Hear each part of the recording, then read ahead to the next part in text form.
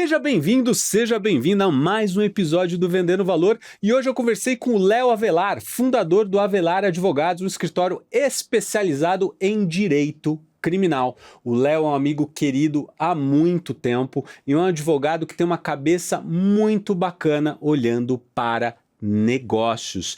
Então eu queria muito conversar com ele sobre rotinas, processos, disciplina, como é que é vender no direito criminal, como que ele cresceu tanto o escritório, quais foram os desafios, tropeços que ele teve ao longo do caminho e como que ele estrutura a rotina dele em torno dessas caixinhas, desses desafios que a gente tem olhando para um mercado que está cada vez mais competitivo e precisando se reinventar. Aproveite.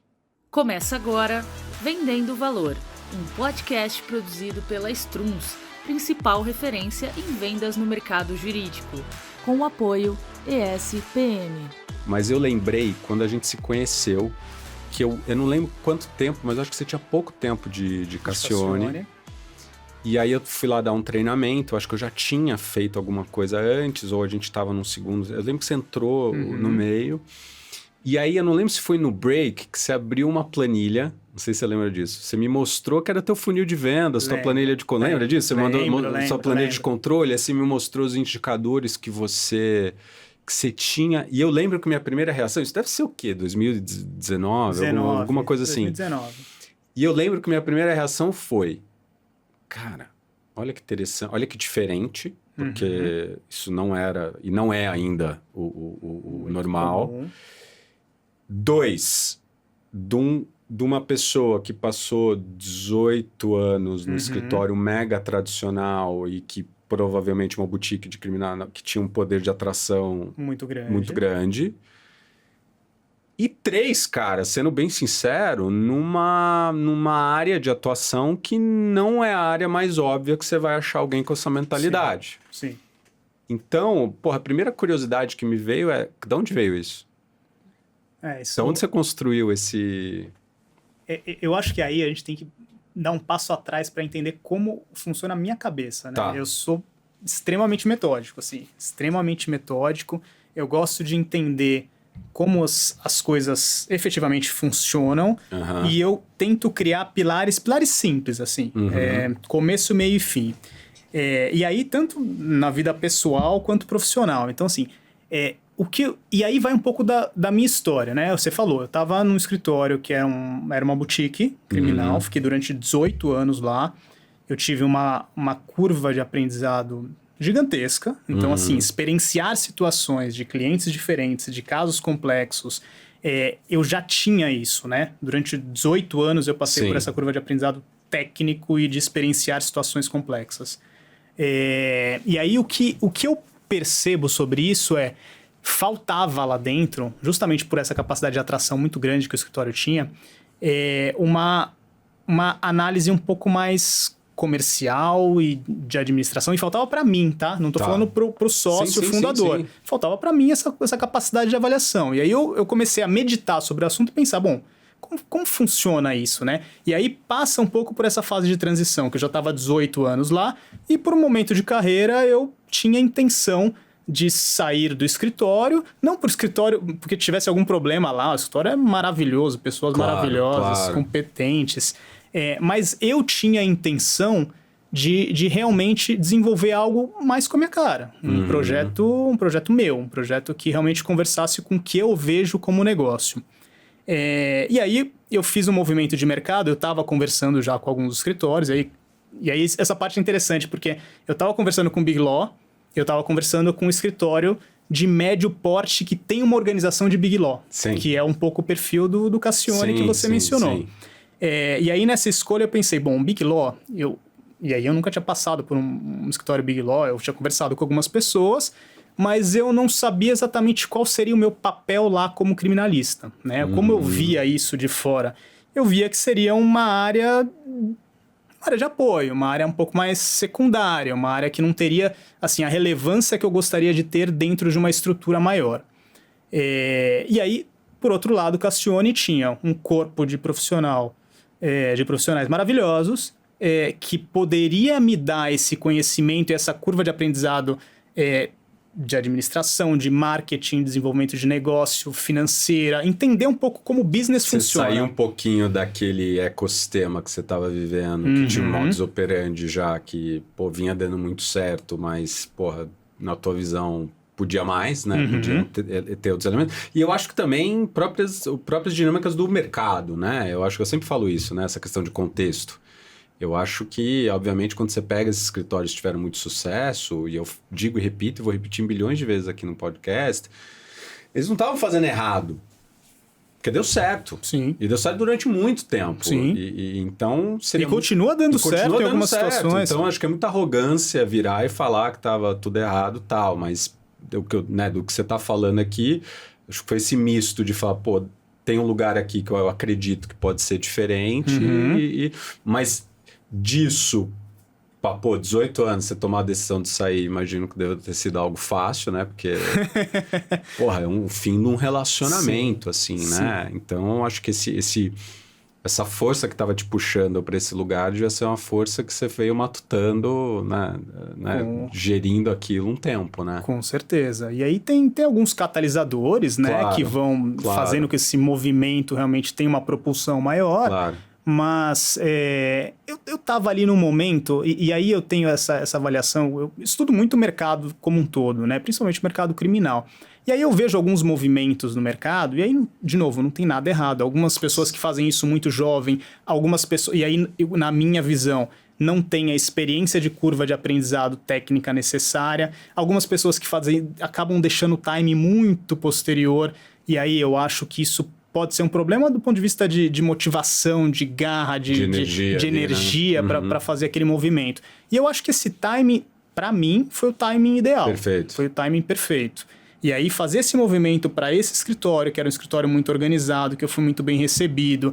E aí a gente teve um desenvolvimento da área muito grande. Então, em 1 ano e 8 meses... eu cheguei com mais um advogado, no final a gente estava com 12 pessoas. Então, assim, para uma área de criminal, é um crescimento muito grande. Sim. E aí que a gente teve essa ideia, assim, do ponto de vista... E aí, num escritório full service, acho que tem alguns ganhos relevantes, mas também, para a área criminal, acho que a gente tem algumas perdas importantes, que aí a gente pode conversar com a saída de lá para uma boutique criminal, né? Sim. Tem ganhos muito importantes que faz parte desse crescimento, que é a parte de cross-selling, né? Você tem ali os sócios que vão te apresentar para N potenciais clientes Teoricamente. Lá eu encontrei essa receptividade, mas você tem toda a razão. E acho que foi uma boa porta de abertura. E aí eu percebi que, assim, eu tinha muita facilidade para isso, né? Acho que isso traz um pouco da disciplina, né? Eu vou conhecer um determinado cliente, bom, qual o nicho de mercado, com quem eu vou falar, quem é essa pessoa, onde ela estudou, quem eu conheço, quais são os meios de conexão ali com ela, né? Quais são as dores desse mercado, quais são as dores desse cliente. E eu tinha muito cuidado. Então, essa preparação não tinha improviso. Eu acho que as pessoas têm que ter capacidade de improviso, mas elas não devem improvisar como um método basal. Eu brinco que só um parênteses rápido, eu brinco que é jazz. O improviso no jazz, ele vem dentro de uma estrutura. Ele não é aleatório, né? Então eu tô te ouvindo. É que nem o pessoal que faz aquele teatro de improviso, tem método. Sim. O pessoal acha que né, tem escolas super famosas lá nos Estados Unidos, né? O método do yes and, né? Então tudo tem estrutura. Então mesmo quando você vê aquele pessoal improvisando, aquilo tem muita repetição pra você criar estrutura pra você improvisar. Eu sempre falo que o improviso, ele é pro delta daquilo que você não tinha como se preparar. Perfeito.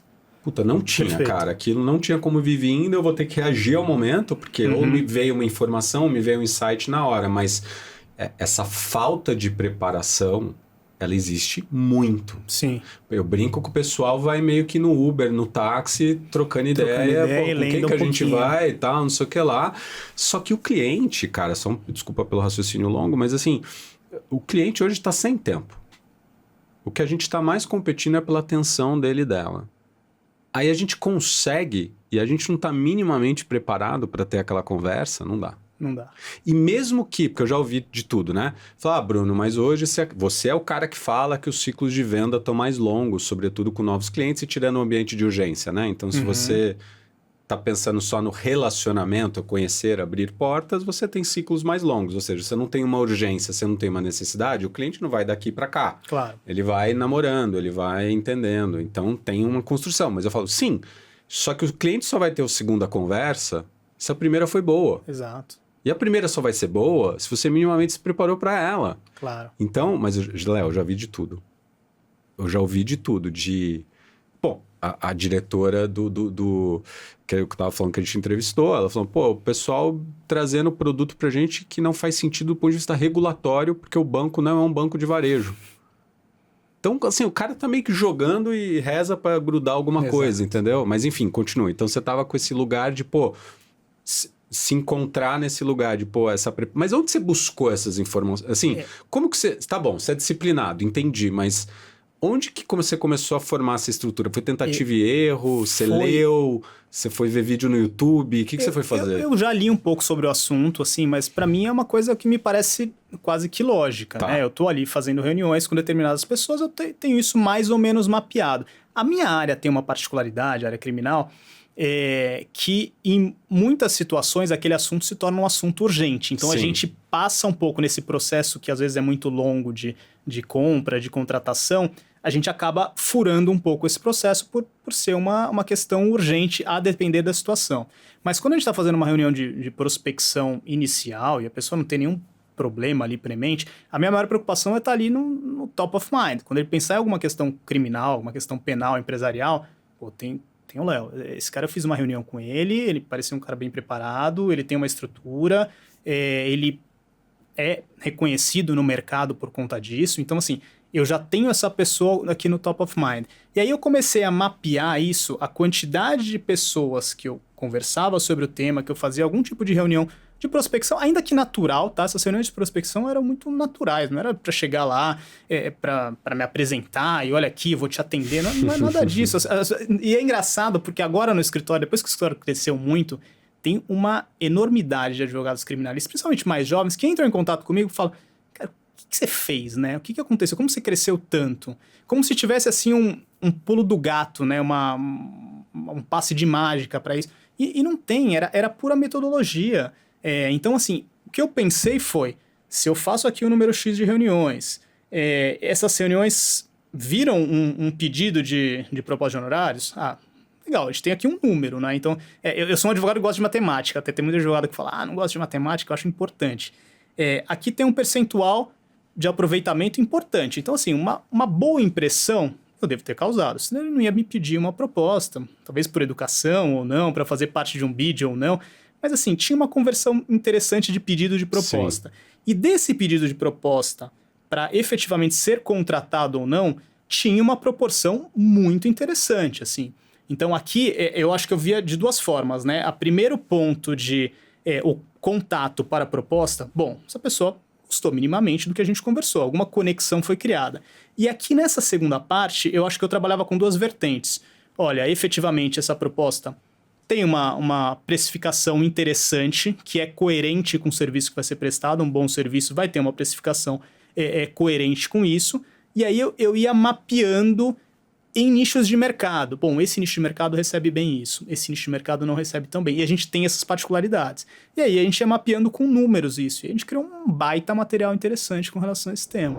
Você precisa dar uma turbinada na sua capacidade de geração de novos negócios aí dentro do seu escritório. A gente desenvolveu um curso voltado para você. São turmas pequenas, é um curso online ao vivo chamado Imersão em Prospecção no Mercado Jurídico, no qual eu divido ferramentas práticas e exclusivas que a gente desenvolveu só para o Imersão. São 4 encontros online ao vivo comigo, uma vez por semana, 2 horas de duração, e que efetivamente, é só conferir os depoimentos lá, podem mudar a história aí da sua carreira dentro do seu escritório. Espero que a gente se veja por lá. Trazendo um pouquinho aqui terminologia que a gente usa bastante. Então, assim, você tem um lado que é esse topo do funil, né? Uhum. Então, e aí eu vou trazer uma provocação positiva, né? Porque provavelmente,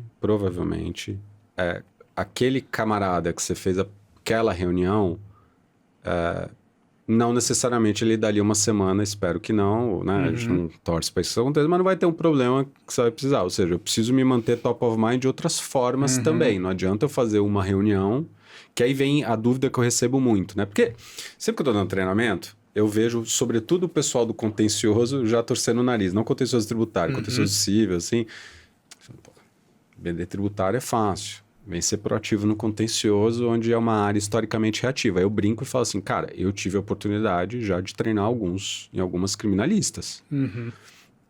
Se eles conseguem, vocês também têm meios, né? Sim. E aí tem várias formas da gente enxergar isso. Eu acho que um ponto importante que eu vejo que aí tá casado com o que você tá falando, né? Dá para ser proativo no direito criminal? Dá. De um jeito muito interessante. Acho que se você fala algo, né, tem que ser interessante sem ser interesseiro, né?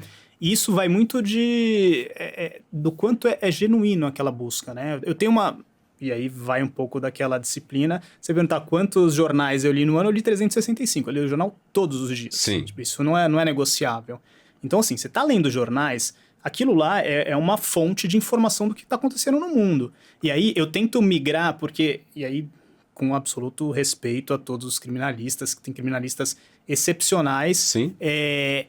Que são de uma origem um pouco mais reativa. Eu vejo o direito penal como um direito penal empresarial. Eu atendo particularmente empresas, né? Assim, 95% dos nossos clientes são empresas. Então eu tenho que estar muito antenado em absolutamente tudo que acontece com essas empresas. Então, teve uma notícia aqui de um inquérito civil. Esse inquérito civil ele pode ter uma natureza criminal, ele pode ter um viés criminal. Potencialmente, eu posso ter alguma coisa consultiva aqui para evitar que isso aqui vire um problema criminal? Pode ser que sim, pode ser que não. Mas eu tenho que estar ciente que aquele fato está acontecendo. Então, assim, e é engraçado que eu ainda participo das entrevistas no escritório, principalmente as entrevistas finais. E uma pergunta que eu sempre faço por onde você se informa? Você lê jornal? Para mim é muito relevante. Eu não consigo conceber um advogado que quer ter realmente uma carreira de sucesso, um potencial comercial, que não leia jornal. Aquilo lá, assim, é o que está acontecendo no momento. E assim, leia Valor, leia os jornais mainstream, minimamente. Minimamente você precisa saber o que está acontecendo. Vai ter uma operação aqui, essa empresa vai comprar esse. Isso aqui pode me afetar de alguma forma? E aí um projeto muito bacana que a gente tem no escritório, e aí essa é a parte de leitura de sensibilidade mesmo comercial, Sim. De acordo com o que as empresas fazem, de acordo com o nicho de mercado. E aí tem uma outra sensibilidade que é importante, que a gente tem um projeto agora, a gente abriu um escritório em Brasília, agora não sei se a gente conversou sobre isso. Não, ainda não. A gente está com o escritório em Brasília por duas razões principais. Uma delas a gente sempre monitorou muito os projetos de lei que saem na esfera criminal. Então, penal e processo penal, tudo que sai, toda semana a gente tem lá no nosso site, a gente apresenta os projetos de lei que são relevantes. Eu leio pessoalmente esses projetos de lei toda semana. Por quê? Aquilo pode ter um impacto para o cliente num determinado nicho de mercado, pode ter um impacto para outro. E se esse projeto de lei tem um impacto, será que aquele cliente não tem interesse ele ou uma associação vinculada a ele de fazer uma nota técnica, de entender, de fazer alguma correção naquele projeto de lei que até o parlamentar bem intencionado pode estar criando uma legislação que vai gerar uma consequência que ele não pensou. Então, assim, a gente tem muito esse cuidado. E a outra razão são tribunais superiores. A gente tem também o monitoramento, eu trabalho com contencioso criminal, eu preciso saber como o STJ está julgando. O STJ tem 2 turmas, eu preciso saber quem são os 10 ministros, como eles julgam determinados temas, preciso saber tudo. Assim, não tem como saber mais ou menos esse tema. O que o STJ decide, o que o STF decide, vai descer, vai para os tribunais, vai para primeiro grau. Eu preciso estar muito antenado com relação a isso. Então, isso é uma disciplina diária que a gente tem de ler tudo que sai nos periódicos jurídicos e semanalmente a gente vê qual é a pauta do STF, qual é a pauta do STJ, o que eles vão decidir de relevante. Então, e como isso pode nos impactar. E aí é interessante, como pode nos impactar?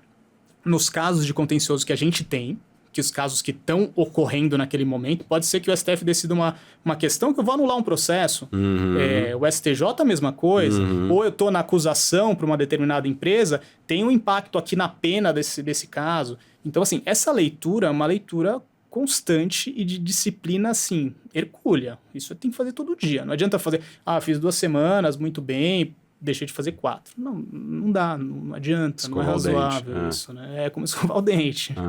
Mas é curioso porque eu acho que você trouxe algumas lentes aqui, né? Eu acho que você trouxe uma lente que pode parecer até que eu tô preparando quem tá vindo aqui para falar sobre esse tema, né? Mas não tô. Eu acho que é uma lente de você tem que estar apto e apto a conversar, ter conversas de negócio. E não só conversas técnicas. Não que o técnico não seja importante, que até é o que você está trazendo, mas você só consegue conectar esses pontos entre o que está acontecendo no técnico e a ponta do cliente se você estiver super bem preparado e estiver muito aberto e escutando o que está acontecendo, né? Eu acho que eu brinco que minha cabeça ela funciona igual um sonar, assim, submarino. Que eu fico tentando captar os sinais, assim. Quando eu começo a captar os sinais, eu falo, porra, cara, tem alguma coisa aqui, né? Um dos mais recentes que eu tô cada vez mais me debruçando é que, e eu até falei isso já, puxa, cara, para mim, assim, tem um lugar que você tá trazendo que no final do dia, se você olhar a fundação dele, é hábito. Sim. É construção de um hábito individual e coletivo. E se você trouxer, a minha tese se você trouxer elementos de construção de hábito e engenharia de construção de hábito para desenvolvimento de negócios, para processos internos, aí sim você vai começar a ter uma mudança. Porque senão você corre o risco da empolgação. Vamos fazer.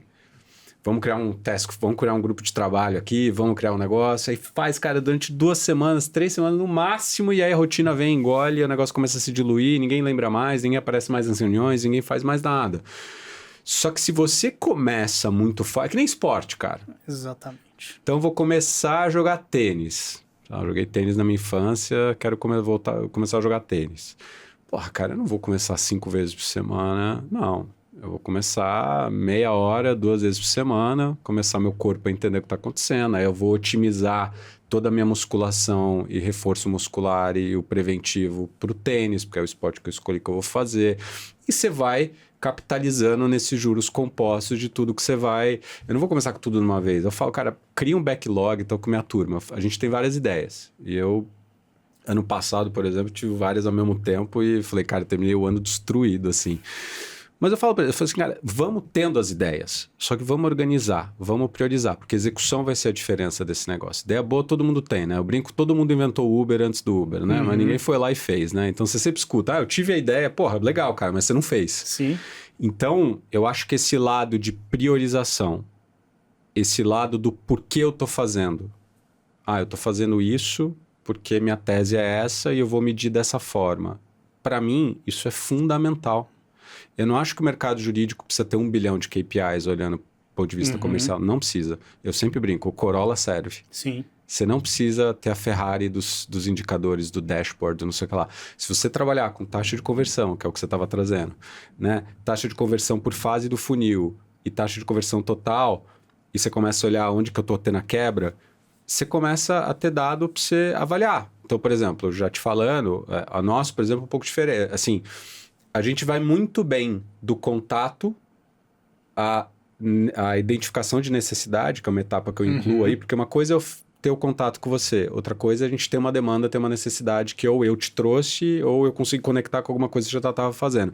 Por vezes eu tenho a reunião aqui, mas ainda não tenho uma tangibilização daquilo em alguma coisa, que é o que você estava falando do top of mind, que é super importante. Aí entra outra coisa, que é o pré-funil, que eu chamo que é a gestão de relacionamento. Como é que você se mantém top of mind, que é outro bicho. Quando você avança, por exemplo, aqui a gente tem uma quebra muito grande, assim, a gente pouca quebra entre contato, identificação de necessidade e envio de proposta. Muito pouca quebra, assim, muito pouco. Marginal, assim. Nosso maior dip é quando vem proposta para entrar em negociação, porque eu desvinculo o fechamento, eu incluo uma fase no meio, uma fase de negociação. Por quê?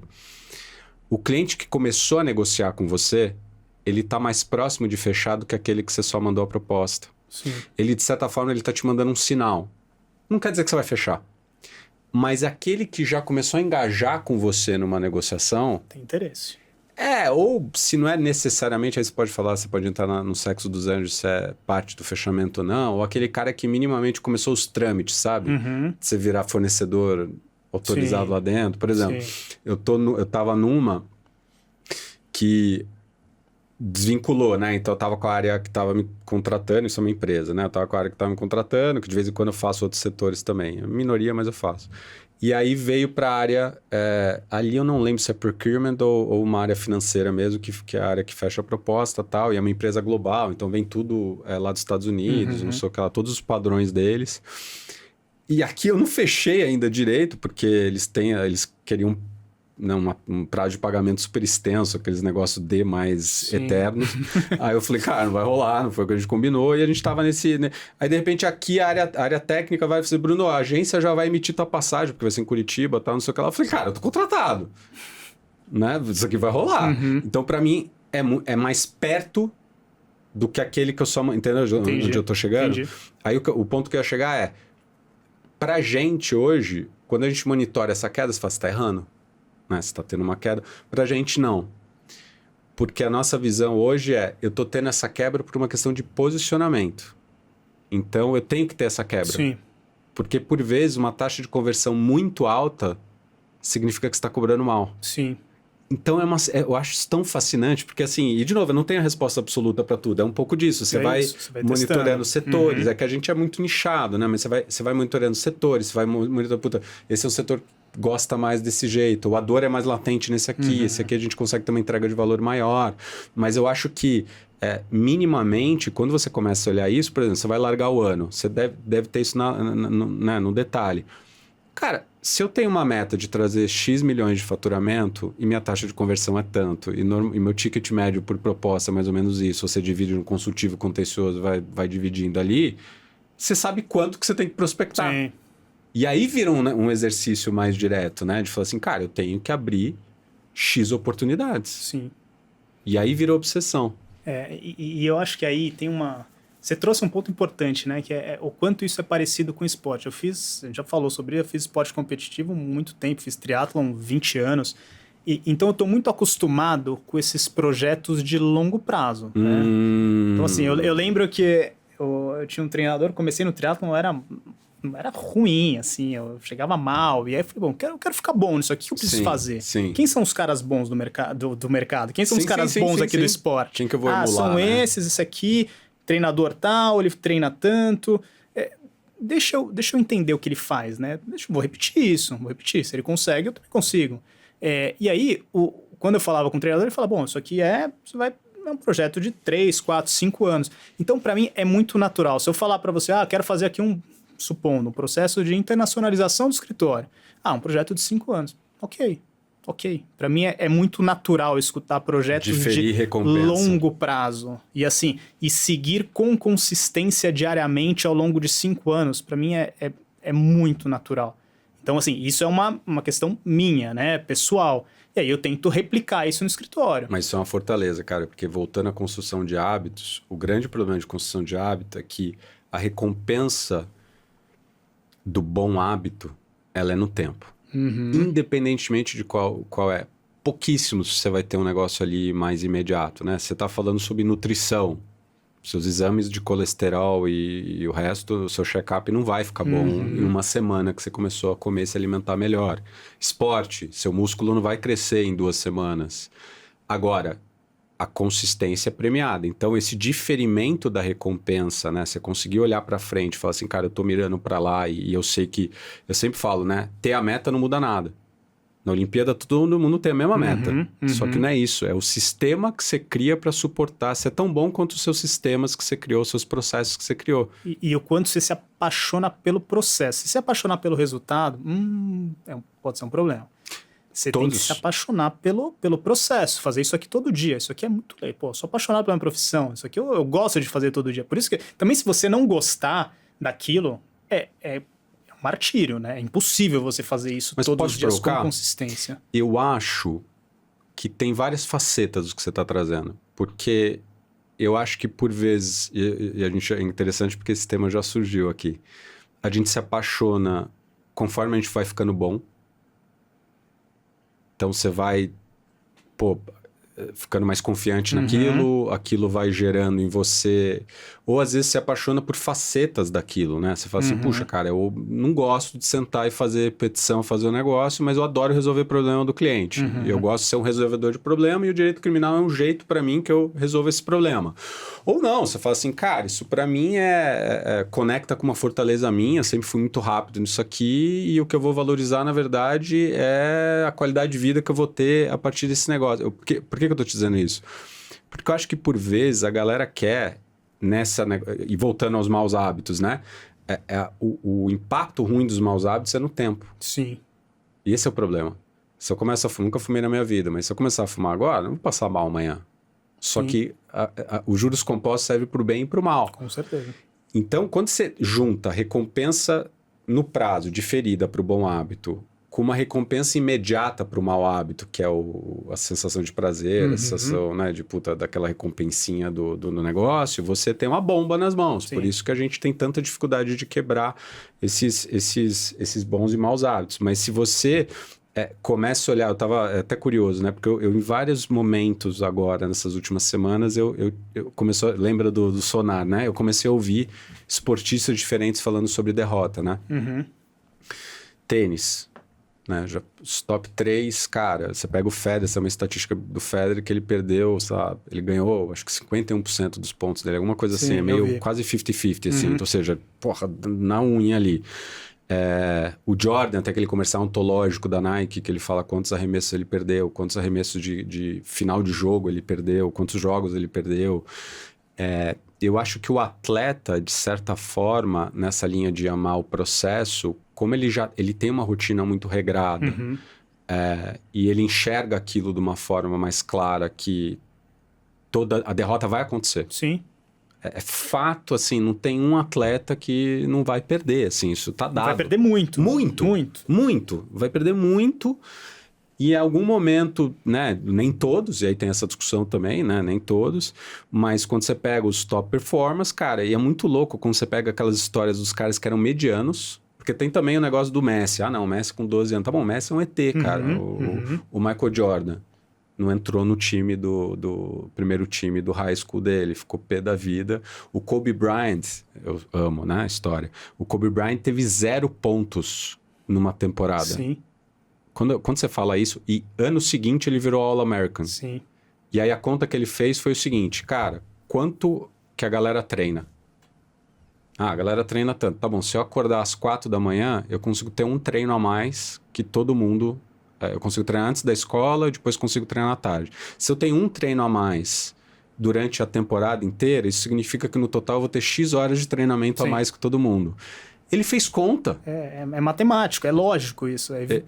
Ele falou, cara, eu vou ficar melhor. Lógico, você tem uma discussão de treino consciente versus treino, né, de treino focado versus... Até o Ronaldo estava falando que, o fenômeno que na época dele treinava tudo errado. Ele falou, cara, eu ficava fazendo treino de longa distância com o Cafu. Faz o menor sentido isso. Ele falou, cara, tinha que treinar ranking. Ele falou, tanto que ele atribui um pouco da lesão dele a treinar errado, a fortalecer errado, porque não sabia. Então, tem essa discussão de não adianta fazer, você tem que fazer com foco. Mas eu acho que, como que você incute em quem não viveu ou não foi forjado nisso que nem você? Porque, beleza, você tem a resiliência mental de... Bom, primeiro que você, né, fazia triatlon, para mim já de saber que a prova, né, a prova é longuíssima, então não adianta eu ficar pensando no resultado agora. E outra, imagino que também, do ponto de vista de resultado, não era teu objetivo era finalizar, né, a prova. Depois você ia vendo os tempos, né, no começo. Sim. Né, depois Depois vai melhorando, se motivando, vai melhorando. É isso. Mas como que você incute em quem não viveu o que você viveu? Aí eu acho que uma coisa interessante, assim, a palavra convence, o exemplo arrasta, né? Então, assim, se a pessoa chegar no escritório às 8h30 da manhã, ela vai me ver lá. Dia seguinte, ela vai me ver lá de novo. Então, assim, a equipe a equipe fica motivada com isso, né? A pessoa percebe, bom, isso aqui é o líder. Talvez ele não precise estar fazendo isso nesse momento da carreira, mas ele tá. Então, assim, será que eu, nesse momento, devo... me dedicar um pouco mais? Eu acho que é um recado. Dificilmente eu paro para falar, você não acha que você está se dedicando pouco? Eu não vou fazer isso. Se eu chegar nesse nível da conversa, é porque a coisa já não tá tão boa, né? Então, assim, eu tento sempre passar esses recados, por exemplo. Evidentemente, a gente tem lá as nossas políticas de feedback. A cada 6 meses a gente tem uma distribuição de bônus, que tem o feedback atrelado. Mas eu acho que essa resiliência não é algo fácil de passar, né? Assim, esse nível de dedicação é complexo, é difícil, mas todo mundo pode melhorar um pouquinho, né? Acho que todo mundo consegue melhorar do ponto de vista de dedicação, de ter disciplina. E aí a gente cria muitos processos, né? No escritório, eu vejo assim, uma forma simples, tá? Vou tentar explicar de uma forma simples como eu vejo um escritório de advocacia de sucesso. Eu acho que tem algumas premissas, né? A primeira premissa, você precisa ser bom, você precisa ser competente, você precisa ser capaz, né? Você precisa ter conhecimento técnico. Premissa 1. Premissa 2, não adianta você ser bom e ficar dentro de uma sala que ninguém te conhece. Então você precisa deixar o mercado saber que você é bom. E aí eu acho que entra aqui umas pitadas de marketing, tá? Então primeiro você precisa ser bom, depois você precisa deixar que o mercado saiba que você é bom. Eu trabalho com contencioso. Tem uma terceira vertente aqui que eu colocaria como relacionamento, que aí entra uma pitada de desenvolvimento de negócio, aquele 1 a 1, né? E aí esse 1 a 1 de relacionamento, no contencioso principalmente, eu dividiria em três elos aqui. 1 a 1 com o cliente final. Usuário, ponta final. Ponta final, diretor jurídico, o jurídico das empresas, no meu caso. Na minha área, eu sou uma boutique criminal, eu não tenho outras áreas. Esses são todos os escritórios de advocacia do país que não tem na área criminal. São meus potenciais clientes. E o terceiro ponto... Mas deixa eu só pausar antes desse terceiro ponto. Eu gostei da sua frase final. Eles são os meus clientes. Eles são meus clientes. Eu tenho que tratá-los tão bem quanto eu trato meus clientes. Cara, eles são meus indicantes. É tão óbvio, mas por vezes tão subestimado.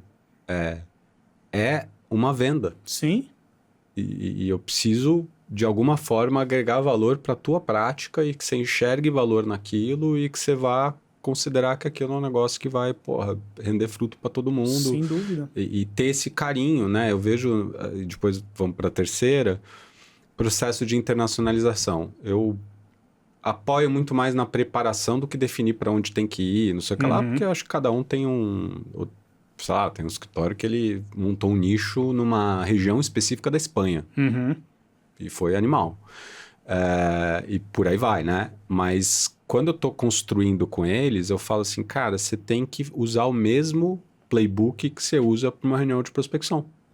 Fazer boas perguntas, entender as dores, entender as necessidades, entender o perfil, entender o client base, entender o tipo de indústria, entender as dificuldades que aquele escritório já teve lidando com escritórios locais. O que ele gosta, o que ele não gosta. Ele é um escritório que gosta de ser o quarterback do negócio, ele gosta de ter o dedo no pulso no relacionamento com o cliente, não quer ficar fora do negócio. Dá pra gente construir produtos conjuntos e isso, vai ajudar o cara a ter uma diferenciação? Não sei, mas eu acho que tratar isso com o mesmo rigor que uma venda é super importante. É muito importante. E é um multiplicador de prospecção. Exato.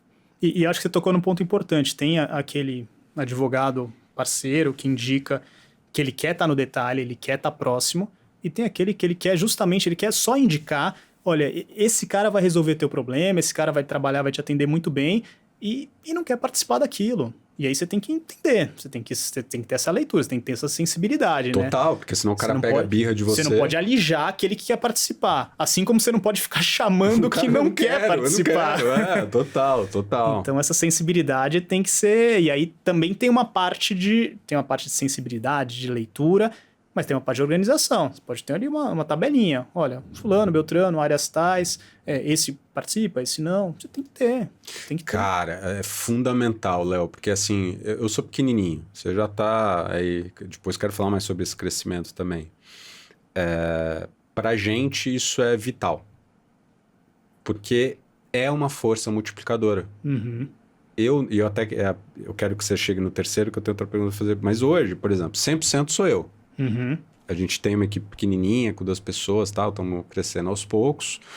A nossa agência, eu sempre brinco que é um 4º membro indireto, porque ela é super participativa. Eu também acredito super no marketing, desde que feito de uma forma estratégica e consciente, que senão ele vira meio lugar comum e aparecer por aparecer também não faz sentido. Mas hoje é 100% concentrado em mim. Se eu for depender só do one-on-one, eu não vivo. Sim. E aí tem duas lentes antes da gente chegar no terceiro, que é a lente, primeiro, da qualificação, que hoje, assim, eu falei que 2025 é meu ano da qualificação. Eu não posso perder tempo, e não é arrogância, é gestão de tempo. Eu não posso perder tempo com a oportunidade errada. Sim. Não posso, cara. Então, meu one-on-one tem que ser sagrado, tem que ser com aquele perfil de cliente. Sim. E aí, o que eu eventualmente acho que tem... Eu tô treinando a equipe, aí eu mando a equipe, falo, cara, conversa com ele, né? Eles já estão com... A gente tá montando um playbookzinho ali pra galera treinar também, e é bom que também molhe o pé na água. Claro. Só que os canais de distribuição pra gente, eles são, nossa força de vendas. Sim. Hoje. Óbvio que eu ainda faço reunião, mas hoje, cara, se você me perguntar assim, parte do meu tempo é gestão de canal de distribuição. É relacionamento com essa turma. Sim. É me manter top of mind para essa turma. Que quando eles pensarem, e eles saberem como me colocar. Não sei se você também enxerga isso. Eu preciso educar o meu canal. Sim. Em quando e como que ele vai me chamar. Isso, assim, a gente tem até uma... Isso é um ponto muito importante, porque assim, às vezes eu tenho alguns escritórios, eu não sei bem o que aquele escritório, aquele advogado, eu não sei qual é a especialidade dele. Eu tenho que ter clareza, a pessoa tem que ter clareza sobre o que você faz. Total. E aí, às vezes o que eu percebo o advogado acaba fazendo uma atividade, outra, e assim, eu não sei exatamente. Então, assim, como eu vou colocar aquele escritório se eu não sei o que ele faz? Então, assim, número 1, e acho que aí vai alguns pontos interessantes, né? Deixe que as pessoas saibam o que você faz em qualquer lugar. Então, assim, eu tenho cliente que veio, a grande maioria, de indicação de outros clientes, de indicação de advogado, mas eu tenho cliente da minha natação, eu tenho cliente do clube, eu tenho cliente vizinho, eu tenho cliente pai de amigos dos meus filhos, da escola. As pessoas sabem que eu sou advogado criminalista. Então, se você tem um problema, ela vai lembrar de você. Então, assim, e dá pra fazer isso de uma forma orgânica também, dá pra fazer de uma forma orgânica, sem ficar ostensivo, de uma forma gentil, razoável, fazer algum... E as pessoas perguntam, as pessoas se interessam, é natural, cara? É natural. Então, assim, você vai desenvolvendo essa capacidade de fazer isso de forma natural. Mas não, eu falo isso muito por aqui, não menospreze isso. Eu tenho ótimos clientes que vieram do meu clube. Então, assim, isso acontece. Eu não tenho dúvida, Léo, assim, eu anotei aqui o terceiro ponto que eu não esqueci dele, não. Cara, quando eu abri a consultoria, num primeiro momento eu tinha me juntado a uma outra que já existia, que foi até quando eu tava lá com o Zé. Mas a vertical, legal, eu abri dentro dessa consultoria e meu primeiro lugar que eu fui foi a minha rede de contato. Foram pessoas que jogaram bola comigo na faculdade. Cara, foi o primeiro que eu fui passar o chapéu ali, conversar e trocar ideia. Mas assim, falei, putz, isso aqui vai ser um long run. Isso aqui, eu tive sorte, que você tem que ter sorte também. Tem eu uma tive, ali. Cara, uns 2, 3 clientes âncora que acabaram me dando um salto animal, porque o mercado de jiu-jitsu tem isso também, né? Se o fulano fez...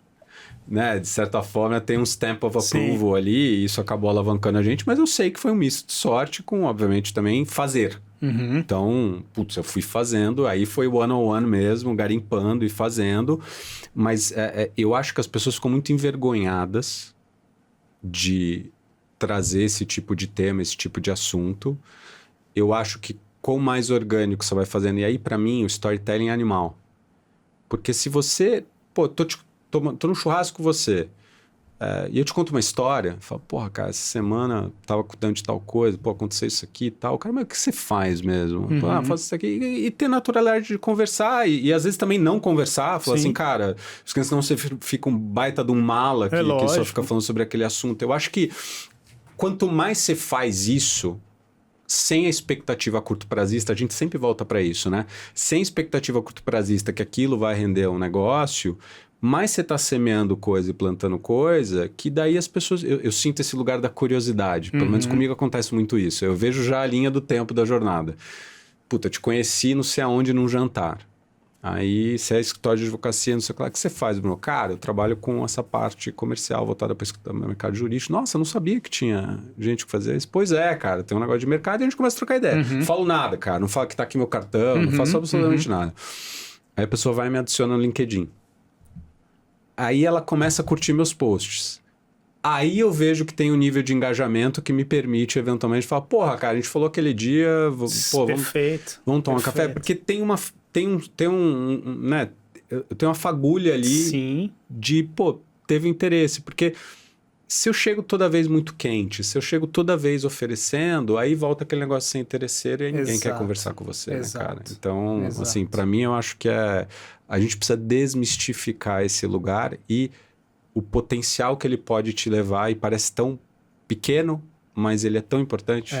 E isso é uma sintonia bem fina, né? Bem fina, mas eu acho que você vai também de novo, se parte da premissa que, porra, cara, seja uma pessoa interessada e interessante, que é o que eu repito sempre, isso. Puta, cara, eu naturalmente eu sou uma pessoa curiosa, eu tava te contando, né, quando a gente tava começando aqui, eu naturalmente quero saber mais, porra, cara, tanto que eu tenho várias perguntas aqui, porque eu falei, putz, eu quero saber isso, quero saber aquilo, tal, então eu já naturalmente vou fazer perguntas. Se abre uma janela para eu colocar alguma história interessante ou trazer alguma provocação interessante que tenha a ver com o que eu faço, eu vou usar. Se não abrir, eu também não vou. Sim. Então eu não vou forçar uma situação só para... E sabendo assim que isso que você vai levar ele, você vai agregar valor ao negócio dele, Total. né? Então, assim, é uma coisa muito bacana, né? E aí vem essa você tá dando a oportunidade daquela pessoa conhecer o seu trabalho, que é muito bacana, e vai agregar valor ao negócio dele. Então, assim, você tem essa consciência, não é que você tá vendendo fumaça, né? Isso que é uma coisa que às vezes me assusta um pouco no mercado, como as coisas são colocadas. Total. Né? Eu lembro quando a gente tava lançando o nosso EAD, e eu ia falar nada contra, mas eu tenho um pouquinho contra. A gente tava lançando nosso curso online gravado, não sei o que lá, e eu fui, a nossa agência não é a especialidade deles, fazer esse tipo de negócio, e eu conversei com várias agências experts nesse tipo de lançamento, de produto digital. Cara, eu não contratei nenhuma. Porque eu achei tudo tão apelativo e eu falei, não. Daí eu virei pra minha agência e falei, quer saber? Fogo baixo. Vamos devagarzinho aqui, vamos investir em conteúdo, vamos investir em autoridade e, cara, vamos medindo e tal. E, porra, graças a Deus já se pagou, já tá indo super bem. Porque é muito esse lugar de vender fumaça, vender e colocar um peso. Eu vou te dar um exemplo. Você estava falando, né? Puxa, esse negócio de método, processo e tal. Mas às vezes a galera fica só no raso. Puxa, você precisa entender melhor os seus clientes. Você precisa entender melhor o seu mercado. Você precisa trazer melhores experiências aos seus clientes. Fala, cara, legal. Como? Exato, né? Estressa essa questão, né? Entra no detalhe disso. É que nem eu virar pra você e falar assim, Léo, você precisa nadar melhor. Porra, cara, o que significa, entendeu? Né? Ô, Léo, você precisa baixar teu tempo. Cara, obrigado, né? Ou no tênis, né? Tem aquele livro, O Jogo Interior do Tênis, não sei se você já leu. Já ouvi falar, não li, mas... Sensacional, você vai amar. Que não é sobre tênis, né? Se você entende a piada, não é sobre tênis, né? E é um livro da década de 70, se não me engano, um livro antigo, assim. Ele fala, você precisa rebater melhor a bola. Isso é uma... Cara, o que isso significa? Então, acho que esse ponto da fumaça que você está trazendo também tem a ver com confiança. Se você não acredita... Exatamente. Que o que você está vendendo... E aí entra num lugar até de precificação. Você não vai conseguir cobrar. Exato. Você vai ficar em dúvida. Porque o cliente percebe, tá? O cliente sangue na água. Sempre percebe. Sangue na água. Percebe. Total. Ele vê que você não está convicto. E outra, eu acho que essa inabilidade de ter conversa de negócio, ela também entra em precificação. Sem dúvida. Porque você não quer falar de dinheiro na frente do cara. Você tem vergonha, falar que um HC custa não sei quantos. Não, eu vou mandar proposta por e-mail, não dá pra falar de dinheiro na frente do cliente. É feio. Eu falei, não, você tem que falar na medida do possível, porque você tem que medir o que vai acontecer.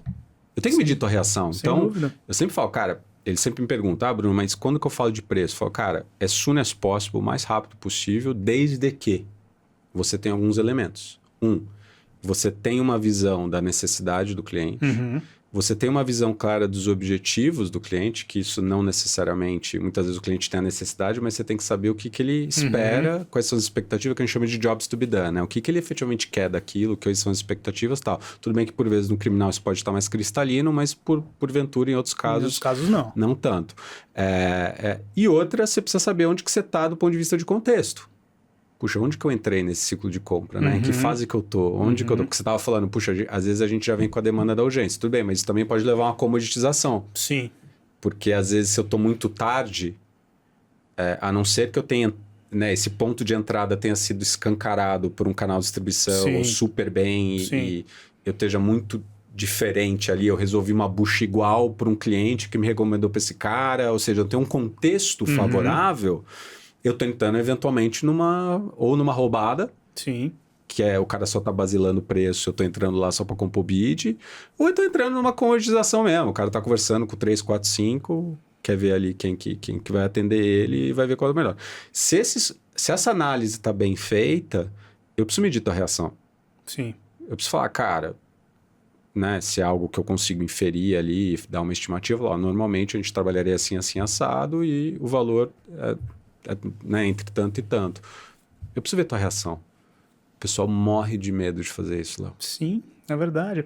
E a precificação é um tema que tem que ser mais naturalizado e às vezes no criminal, particularmente, o que eu penso sobre precificação, tá? Eu tenho algumas premissas sobre isso. Tá. A primeira delas, assim, com relação a timesheet, eu tenho muita dificuldade com timesheet em geral, assim, eu tenho muitas restrições com timesheet. Timesheet ou cobrança por hora? Cobrança por hora. Porque o timesheet é bom para calcular a margem, né? Mas... A cobrança por hora. O que eu vejo de dificuldade com isso? E isso já aconteceu algumas vezes. Se eu estou numa reunião e o cliente tem uma dúvida sobre um determinado tema, como que o STJ está entendendo aqui crimes ambientais, como você vê essa situação? Assim, eu já conheço aquele tema, eu sei como o STJ discute, eu sei o que o STJ entende e eu sei muito provavelmente que linha de defesa nós vamos ter naquela situação. Só que assim, o meu machado tá afiado, aquela história, né? Você tem 1 hora para cortar uma árvore, 50 minutos você afia o machado, 10 minutos você corta a árvore. O machado tá afiado sobre aquele tema. Eu posso responder numa situação de vou demorar 15 minutos, né? Quanto foi o teu lançamento de critério de horas trabalhadas? 15 minutos. Vai num outro escritório que não conhece aquele tema, a pessoa vai demorar 2 horas fazendo pesquisa, mais 2 horas elaborando a opinião legal, mais 2 horas a revisão, 8 horas. Para responder o mesmo que eu poderia responder em 15 minutos. Então, assim, o que eu acho é que esse critério de horas trabalhadas como precificação, às vezes pode dar um alento ali para quem não tem conhecimento técnico sobre o tema, ou para quem gasta mais tempo fazendo aquela determinada atividade, o que me parece contraditório. Você abriu uma portinha agora, cara, tô até anotando as coisas aqui para não perder. Tem um capítulo do novo livro que eu falo a quase morte da cobrança por hora. Esse é o nome Perdão, é um subitem, é uma seção dentro do tema de negociação. Por que eu falo a quase morte da cobrança por hora? Eu acho que a cobrança por hora ainda vai ter um lugar, sobretudo em escopos muito difícil de você definir. Exato. Né? De você conseguir ali empacotar, você fala, putz, cara, de novo, trabalhando com premissas, obviamente e tal, mas, putz, quando tá muito incerto, muito aberto, acho que não tem outro jeito mesmo. Sim, você vai ter que... plenamente. Senão você vai meter os pés pelas mãos, ou pra cima ou pra baixo. Vai ser escopo indefinido, vai ser realmente. Ruim, então, acho que... E combinar isso, falar assim, cara, tá muito incerto ainda, vamos fazer isso por tabela, mas até assim que a gente tenha clareza no escopo e aí a gente delimita. Faz o negócio e tal. Mas eu acho que... Agora você abriu uma porta e levantou a bola.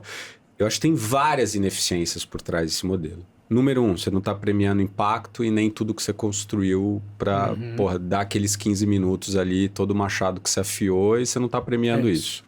Você está premiando ineficiência. Então, e outra, você coloca uma restrição no teu negócio que é a seguinte, você só consegue crescer o teu escritório se você trabalhar mais ou chamar mais gente para bilar. Exato. E aí as conversas, que foi algo que sempre passa na tecla, elas viram em torno disso.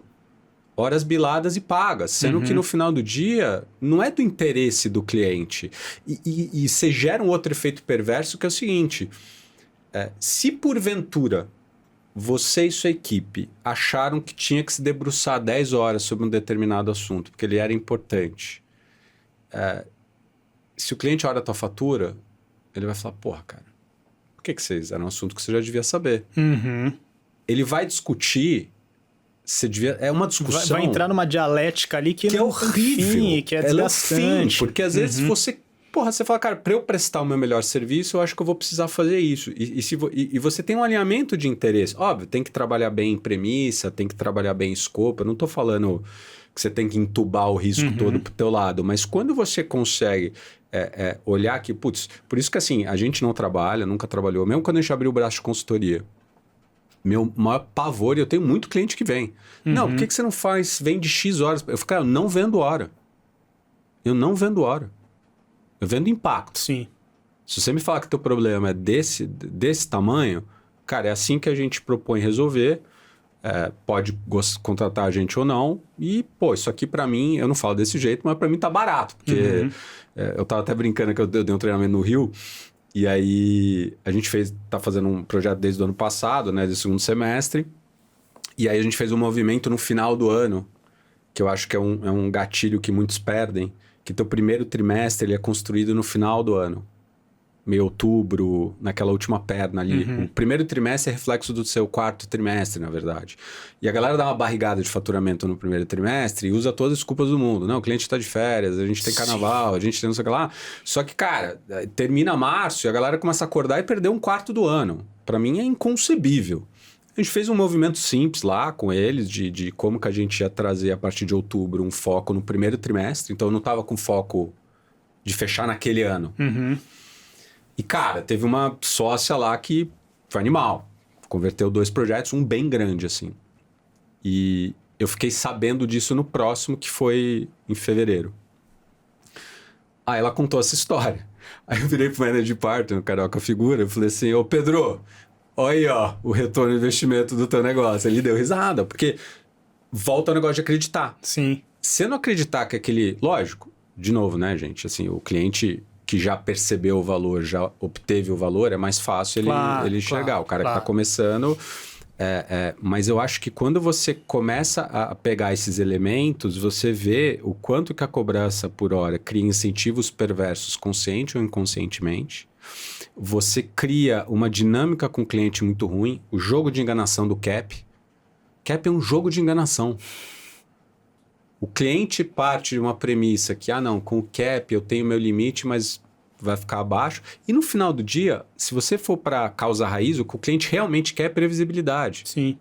Se você for olhar ali, destrinchar isso. E se ele quer isso, então que seja um valor preço fixo. Que seja um preço fixo. Aí tem, enfim, tem êxito, tem diferentes formas. Claro. Eu acho que a gente vai ter que ser criativo. E eu acho que aí o timesheet, por isso que eu fiz a distinção, na minha visão, o timesheet ele tem uma função interna. Não de monitorar as pessoas, mas hoje eu não conheço em consultoria, eu estou aberto, não é a nossa espinha dorsal, mas eu não conheço outro método para você medir margem. Sim. Assim, de uma forma mais assertiva. Sim. Porque a hora que eu diluo o custo por hora, né? E pô, o cliente me pagou tanto. É uma métrica interessante. É uma métrica interessante para você ver, porque o que a gente quer é margem. Claro.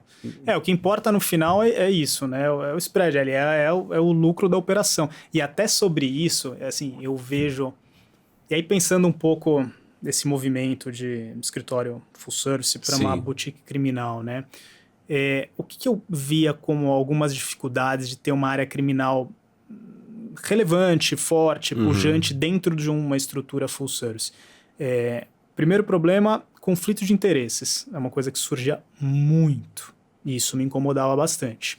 Né? Às vezes, na área criminal, você também tem um outro ponto que você está com casos que são sensíveis, de pessoas que estão ali na mídia. E talvez... para as outras áreas, aquilo não vai ser interessante, pode ter um conflito ali de imagem. E é algo que pode incomodar no criminal. Você tem um ponto ali com relação aos... E isso foi assim, eu não preciso nem de métrica, né? Porque é muito evidente. Se eu estou no escritório full service com outras áreas, aqueles advogados das outras áreas que me indicavam, por mais que eles gostem de mim, por mais que eles confiem em mim, no trabalho, no escritório, eles dificilmente vão indicar clientes ainda que eles saibam que eu não vou trazer esses clientes para as outras áreas do escritório, mas existe uma restrição gigantesca. Então, sim, você está falando dos canais de distribuição. Os canais de distribuição. Perfeito. Eles não vão te indicar se você tiver num escritório full service. É difícil. Isso é muito difícil. Acontece, mas é muito difícil. Assim, o salto que a gente deu de indicações de outros advogados trabalhando no escritório, que é uma boutique criminal e que não tem outras áreas além do criminal, é enorme. Isso é tão importante, só um parênteses, isso é tão importante que eu tenho clientes hoje que eles não são boutique puros, mas eles, por exemplo, não abrem uma área de tributário porque eles falaram, cara, a gente tem vários clientes relevantes que vêm de uma boutique de tax. Exato. Eu não vou concorrer com eles. Exato. Então é uma estratégia deles de não posicionamento. ferir o canal de distribuição. É uma estratégia de faz total sentido. E aí tem um outro ponto que tratando um pouco dessa questão do spread, né? A gente tem... Eu sou uma pessoa muito simples, assim, do ponto de vista de luxos. Isso não me afeta. Eu sou muito apaixonado pelos processos. E você me falar, eu vou te dar uma pílula aqui, você vai ter a maior capacidade de persuasão do mundo de desenvolvimento de negócio. Não serve. Assim, eu não vejo satisfação sem esforço, entendeu? Eu me apaixono você muito não quer pelo pegar processo. Um táxi na maratona. Exatamente. Assim, para mim isso não funciona. Não tem felicidade ali, não tem satisfação, não tem. Para mim isso não funciona. E aí, dentro de um escritório que é uma boutique criminal, eu tenho a possibilidade de ter uma gestão muito mais com mais frugalidade mesmo, né? Com mais simplicidade. Eu não preciso estar num grande prédio na Faria Lima, porque o cliente não quer saber disso. Atualmente a gente atende, das 100 maiores empresas do Brasil, a gente atende 22. Então, assim, esses clientes não querem saber se eu tenho ali um mordomo, se eu tenho um custo operacional gigantesco, se eu tenho mármore no chão. Aliás, é o contrário, ele não quer isso. Porque se ele for no meu escritório e eu tiver isso, ele vai falar, eu tô pagando isso. Eu tô pagando esse mármore. Eu tô pagando isso. Isso não faz sentido. Para mim, não faz sentido. Eu prefiro muito mais tirar esse spread, remunerar a equipe muito bem. Pô, eu sei quando o mercado paga, né? Acho que tem um padrão mínimo, obviamente. Tem uma questão de percepção, obviamente, né? tem ali uma percepção, é evidente, né? Mas o que eu tô falando, assim, é de luxo, Você chega num ponto que essa curva não vai te trazer o benefício esperado na tua visão. Você tem ali funciona mais ou menos, não sei se você já viu uma reportagem, não sei se é de uma reportagem de Harvard, mas que tem uma conta basal de valores que você recebe por mês, por ano, para atingir o seu basal de felicidade ali, né? Study, e é muito interessante. Acima daquele determinado valor, que não é um valor tão expressivo, isso não vai mudar tanto. Então, assim, eu acho que isso funciona um pouco para uma estrutura de escritório, por exemplo. Você tem ali um basal, você tem uma ótima estrutura, mas você não precisa ter o luxo do luxo do luxo, porque isso não vai agregar valor ao negócio. Você tem que saber onde você vai investir nesse jogo, né? Eu acho que isso é interessante que você está trazendo, assim, porque eu vejo a gente ali, eu cada vez mais consciente... Bem, vim de cultura ambeviana que não precisa ser esse extremo, né? A gente, recebia escritório lá, era horrível, assim, sabe? Porque a gente falava, gente, aqui é tudo assim, né? Tem um negocinho, café horrível lá da máquina, então era um negócio lá de... Eu lembro quando, por causa de um valor, assim, irrisório, a gente tinha trocado a corretora lá, que cuidava das ações da galera do Stock Option, e criaram uma baita burocracia. A gente falou, pelo amor de Deus, né, gente? Tem limite. Isso não tem sentido. Mas brincadeiras à parte, eu vejo muito claro. Por exemplo, vou te dar um exemplo claro, tá? Quando a gente foi fazer a mudança de marca, eu falei, cara, esse é um momento muito importante pra gente, porque começa a criar a fundação pra mim, de novo, olhando o horizonte, de uma, não despersonalização, porque a marca é meu sobrenome ainda, mas um pouco dessa, né? Começa a criar plataforma para se desvincular, porque antes estava com o Bruno Strunz e tal, cria Strunz, começa a criar, e eu vejo já hoje o mercado falando da Strunz, porque a gente começa a ter outras pessoas e tal. Porra, cara, eu contratei um pessoal, investi nisso, porque você fala, putz, mano, mas puta perfumaria, você vai ficar investindo. Não, é que eu tinha toda uma estratégia por trás desse negócio. Da sua estratégia de posicionamento. E eu falei, cara, isso aqui vai ser muito importante, eu não vou fazer de novo, não espero fazer de novo no curto prazo. Então isso aqui eu não posso errar. Isso aqui tem um negócio... Aí, porra, tem que ter bom gosto. Tem uma questão de percepção. Então, nessa jornada digital, na hora que o cliente entrar no meu site, você fala, mas é só um site. Não, cara, na hora que ele entrar no meu site, eu quero que ele tenha uma percepção. E você pega hoje nativos digitais que começam a formar uma percepção em relação a você on e offline. Sim. Offline conversando com pessoas e perguntando, online entrando no LinkedIn, entrando no teu negócio. A gente tem que estar pronto para isso. E eu falo, cara, o que eu quero? Qual que é o mínimo que eu tenho que ter aqui? Então, isso a gente investiu pra caramba. Claro. Agora, tem outras coisas... Isso está diretamente relacionado ao seu negócio, ao seu posicionamento. Então, né? eu acho que essa decisão de onde você vai e medir. Então, quando a gente fez esse movimento... Antes de fazer esse movimento, para mim foi muito rico. Eu confesso que o movimento de rebranding era um negócio que eu queria fazer, tal. Mas eu confesso que o processo inteiro eu ainda estava um pouco cético, porque eu sou um cara mais pragmático, tal, não sei o que lá. E aí, puxa, eu vi lá as conversas com os clientes, não foram umas conversas foram umas conversas estratégicas, tipo, para onde você acha que o Bruno deveria ir? Para onde você acha que a empresa? O que tá faltando? O que não sei o que lá? E o feedback foi muito rico, assim. Então, a pessoa que conduziu para mim, a hora que eu recebi aquilo, por exemplo, a minha estratégia de internacionalização saiu dessas conversas. Que é um negócio que... Fogo baixo. Tá vindo, começamos a construir. Ano passado eu fiz uma palestra num evento internacional e esse ano eu tô cotado para falar em Toronto antes do IBA. Ah, que bacana. Super legal, mas cara, fogo baixo. Assim, quer dizer, execução fogo alto com expectativa de resultado fogo baixo. É o risotão lá que você tá construindo. Mas isso veio dessas conversas desse lugar. Então, eu acho que decidir onde vale a pena e medir... Com certeza. Eu acho que aí tá a chave desse negócio. Então, não é ser frugal por ser frugal. Falar, puta, aqui, que nem eu tinha no colégio aquele papel higiênico primavera. Você lembra aquele rosa lá, que era uma lixa? A gente falava, pô, não precisa ser isso aí, né? Mas eu acho que faz todo sentido o que você tá falando. Falando, porra, cara, tem que ver o que faz sentido para você e a percepção dos clientes em relação a tudo isso, né? É isso. E assim, eu prefiro muito mais remunerar a minha equipe melhor, porque assim, no final do dia é prestação de serviço, né? Eu tô vendendo... tô vendendo cabeças aqui, né? Eu tô vendendo um serviço que é prestado por pessoas altamente especializadas. Esses caras precisam ser bem remunerados. Esses caras precisam ter uma vida boa. E aí, indo para aquela parte do escritório, né, das premissas, eu diria que a premissa final é assim, você está falando o terceiro ponto, eu até pulei o terceiro. O terceiro é relevante porque era a parte de relacionamento, e né, só voltando aqui para a gente reconstruir. Você fez o one-on-one. Tem a parte ali você precisa ser bom, a parte de estudo, desenvolvimento. Você precisa deixar o mercado saber que você é bom. A parte de marketing. Entra relacionamento em 3 vertentes. Cliente final, advogado, parceiro, canal de distribuição e, na minha área, autoridades públicas. Eu tô lidando com a autoridade pública o tempo todo. Claro. Autoridade policial, Ministério Público Estadual, Federal, desembargador, ministro, o tempo todo. Você precisa ter ali uma relação de confiança, de lealdade, de prestígio, para que eles possam te escutar, porque isso está diretamente ligado ao seu resultado no contencioso. Perfeito. Então, essa parte de relacionamento faz muito sentido pra gente. E, por fim, eu colocaria aqui uma parte de um ambiente agradável. Trabalhar com pessoas agradáveis. Além de competentes, ter um bom ambiente de trabalho, um ambiente... isso a gente preza muito no escritório, assim. Eu tenho muito cuidado com isso. Então, se for... esse cara aqui é genial, mas eventualmente ele pode gerar alguma rusga na equipe. Essa pessoa não me interessa.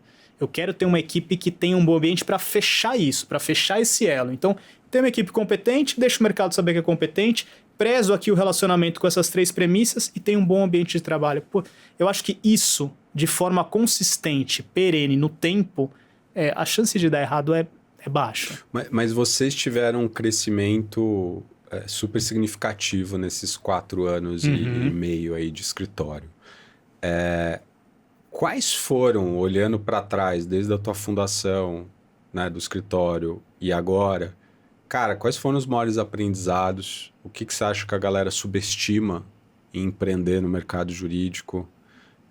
Tropeços, né? O que são histórias aí que você acha bacana dividir até com quem tá com a coceirinha de abrir o próprio escritório, ou quem já abriu e tá passando por dores que você acha que você pode conectar com a tua experiência? O que eu acho, tá? Essa parte do meu aprendizado no escritório full service foi relevantíssima. Relevantíssima. Acho que se eu migrasse de uma boutique para a minha boutique, eu ia ter aqui uma dificuldade muito grande. muito grande. Eu acho que assim, não dá para menosprezar essa parte, que foi um ensinamento relevantíssimo que eu tive de estar no escritório extremamente organizado, e aí a gente replica isso para dentro de uma boutique que é altamente especializada / altamente organizada e tem metodologia. Então a gente consegue replicar o melhor dos dois mundos. Eu acho que se eu não tivesse isso, eu teria um grande problema. Eu acho que dificuldade atual que eu tenho, eu sou muito absorvido ainda pelo operacional. Muito, altamente absorvido. Então eu tento fazer ali minha divisão e minha gestão de tempo, período da manhã, questões mais administrativas e comerciais, período da tarde, aí eu sou totalmente absorvido pelo operacional. E aí eu faço essa gestão de tempo para a coisa funcionar da melhor forma possível, mas ainda acho que eu sou muito absorvido.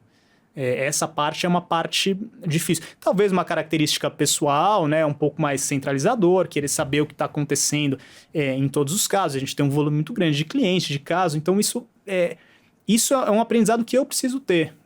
E olha que eu confio muito na minha equipe, mas eu gosto. Talvez pelo fato de ser muito apaixonado pelo negócio e ter aquilo quase como um carinho assim, paternal mesmo pelo escritório, eu vejo que eu sou envolvido talvez mais do que eu deveria.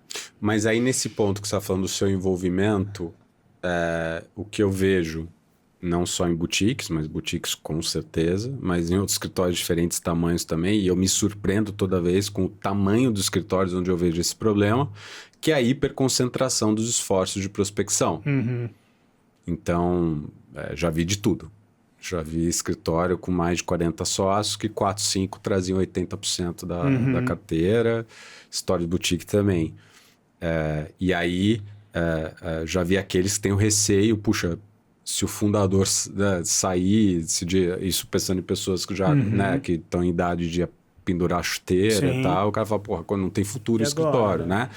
Como é que você lida com isso? Tudo bem que você está numa trajetória relativamente recente, não tua, né, pessoal, mas do escritório, mas como é que você lida com esse negócio de, tá bom, eu por um lado preciso me desvincular um pouco da pancadaria da rotina e tem esse equilíbrio que eu acho que no final, a não ser que você esteja num escritório gigantesco, você nunca consegue se desvincular, né, porque também tem uma expectativa dos clientes, claro, né, também, claro. de certa forma. Como é que você enxerga isso, né, de você compartilhar um pouco desse lugar também de relacionamento, não só relacionamento com cliente de atendimento, eu tô falando de prospecção mesmo. Sim. Como eu vejo isso, né? Acho que a gente está num processo de melhoria já, né? Eu acho que, assim, do que era no dia 1 para agora, acho que essa parte já melhorou, acho que a gente já foi se desenvolvendo. Eu tenho ali verticais que uma coordenação operacional, tenho 3 verticais com respectivos coordenadores advogados. É muito organizada a estrutura do ponto de vista operacional de atuação nos casos, muito organizada. Sim. Mas ainda não tem esse treinamento de desenvolvimento comercial dos respectivos advogados. Acho que até há uma prospecção ainda muito incipiente, né? Eu incentivo isso, mas eu acho que falta um pouco de técnica, um pouco de experiência, um pouco de tino que a gente vai ter que resolver com treinamento deles, resolver conversando mais comigo sobre o tema, resolver com... Aí tem uma parte que é deles, que, né, tem que ter um autoimpulsionamento sobre o tema, natural que eles tenham algumas dúvidas sobre isso, como lidar, me pergunta. Claro. Tem alguns advogados que já fazem isso. Olha, tem essa situação aqui, o que você acha que eu respondo? Hoje mesmo eu estava falando sobre isso. Será que eu faço uma provocação? Não. E aí eu vou orientando dentro do possível, né? Eu acho que isso já é um desenvolvimento. Eu acho que o mais importante eu tenho uma psique de que isso seja um processo a longo prazo. Isso aqui não tem que parar em mim. Acho que o escritório tem que crescer. A gente está com 30 pessoas, um escritório de criminal, um escritório grande. Grande. Ele já está organizado, eu diria que esses 3, 4 anos foi o tempo suficiente para organizar muito bem operacionalmente o escritório. O escritório está, sim, rodando muito bem. Então, eu já sinto um pouco mais de liberdade de, bom, se a ideia aqui é crescer, e a ideia é crescer, e aí eu tenho um pensamento sobre isso, quem quer ficar do mesmo tamanho, diminui. Eu tenho um escritório, estou satisfeito com o que eu tenho, a chance de você diminuir é gigante. É gigante porque tem muita gente boa no mercado, as pessoas que estão com mais garra, com mais gana. Se você tiver essa psique de quero ficar do mesmo tamanho, a chance de você diminuir é razoável. Então, assim, a gente tem a estratégia de um crescimento sustentável, um crescimento orgânico, natural, mas porque eu tenho que dar oportunidade para a minha equipe crescer. Porque se o escritório não... E eu não estou falando em volume de casos. Se o escritório não cresce, o spread não cresce em reconhecimento, eu vou ter dificuldade em fazer com que essas pessoas subam na carreira. Porque eu prezo muito por ter dentro da minha equipe pessoas que estão lá historicamente. Então, assim, eventualmente eu tenho que ir para o mercado? Tenho, porque algum crescimento, alguma necessidade, vou para o mercado, natural. Mas, assim, se eu puder perpetuar a minha equipe, que eu gosto muito, ao longo do tempo, ótimo. E aí eu tenho algumas armadilhas no mercado que eu não posso incorrer nisso, né? Eu tenho um mínimo de visibilidade do mercado ali. Se eu não dou perspectiva de crescimento para essas pessoas, eles podem procurar em outro lugar. E natural. Então, eu quero dar perspectiva. Eu tenho pessoas ali que são muito boas, que merecem crescer dentro da profissão, mas para isso o bolo tem que crescer, né? E aí eu conto com eles também para isso, Total, né? Acho que aí entra essa parte, porque também, senão vai ficar uma coisa... eu vou ficar ali numa situação que eu vou ser absorvido por tudo. Exato, mas esse é meu ponto. Eu acho que o crescimento... só me corrija se eu estiver errado, né? O que você está falando é crescimento, crescer o bolo, crescer imagem, crescer faturamento, não necessariamente com crescimento exponencial em número de pessoas, mas, puxa, fazendo o negócio crescer, até porque a inflação fica te comendo aí. Se você fica andando de lado, você não está andando de lado, na verdade, né? Você está andando para trás, né? Então faz todo sentido para mim, mas eu acho que esse negócio da armadilha, eu já vi várias vezes, essa armadilha do crescimento só nas suas costas, que eu acho que é uma grande bandeira que eu venho defendendo há muito tempo. Eu falo, cara, você tem que começar a envolver a galera mais cedo nesse... E a galera arrepia quando eu falo isso. Eu falo, cara, faz de uma forma gradativa. Claro. Faz de uma forma pensada, né? Faz de uma forma estruturada. Até a gente estava conversando com o Peroba, do Piero Neto, né? O head do contencioso do Piero Neto. A gente teve a oportunidade de conversar, cara, incrível, assim. O episódio ficou incrível. E ele tava falando, ele falou assim, cara, eu sempre tive essa mentalidade em bloco. Então ele pega os estagiários dele e começa a falar, a introduzir o assunto. Ele pega a turma dele e fica falando, cara, tem que estar esperto nisso. Ele também é um cara muito ativo, assim, do ponto de vista de, puxa, connect the dots, né? Ele foi um cara que, ele especializou muito no digital, na economia digital, tecnologia. Foi pro Vale do Silício no início dos anos 2000. Nossa. E muito com essa mentalidade de para onde que tá indo, né? Para onde que o negócio tá acontecendo, como é que eu ligo esses pontos assim. Então, eu acho que a gente precisa... E é engraçado, Léo, eu queria te fazer essa pergunta também. Porque em algumas áreas eu sinto mais resistência que outras a esse tema de venda e... Cara, o criminal é uma. Por que você... Não sei se você tem essa visão. Acho que sim. E da onde você acha que vem? Vem da síndrome do médico? O que é, cara? O que eu acho que pode ser, né? O criminal é uma área muito sensível, né? Principalmente quando você está ali na defesa. Então, pode parecer que esse tipo de prospecção comercial...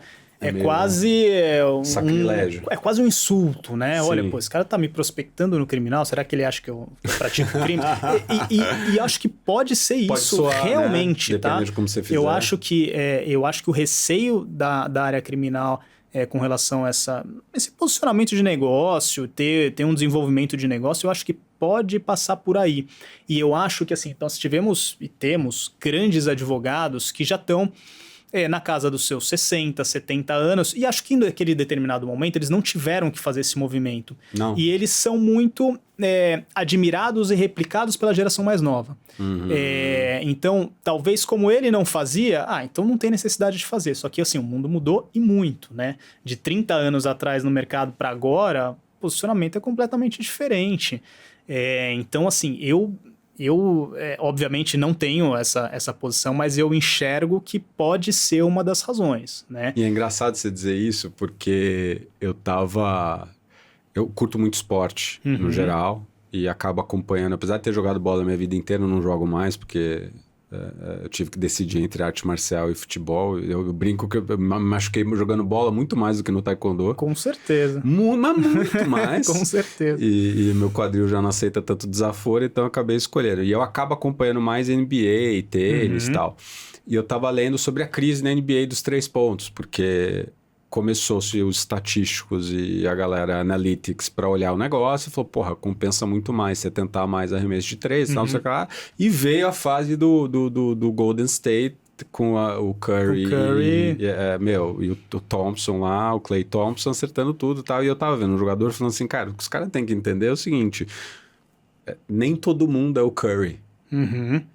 Então, a galera tá tentando replicar, porque teve um jogo antológico do Houston, que eles erraram 50 bolas de 3, será? Foi patético, assim. Eles continuavam tentando, porque a estatística falava que, porra, o Curry faz assim, eu vou fazer assim. Mas calma. Tem um Curry, né? Não, tem um Curry, peraí. O Curry é obcecado. Sim. O Curry treina, eu não sei se você já viu, chama Starting Five. Não. Cara, é um documentário na Netflix, mesmo se você não gosta de basquete. Já vi, da Netflix. Sensacional. E você pega os rituais do LeBron, né? 40 anos enterrando ainda e fazendo 30 pontos, média de 30 pontos. Essa consistência não é de graça.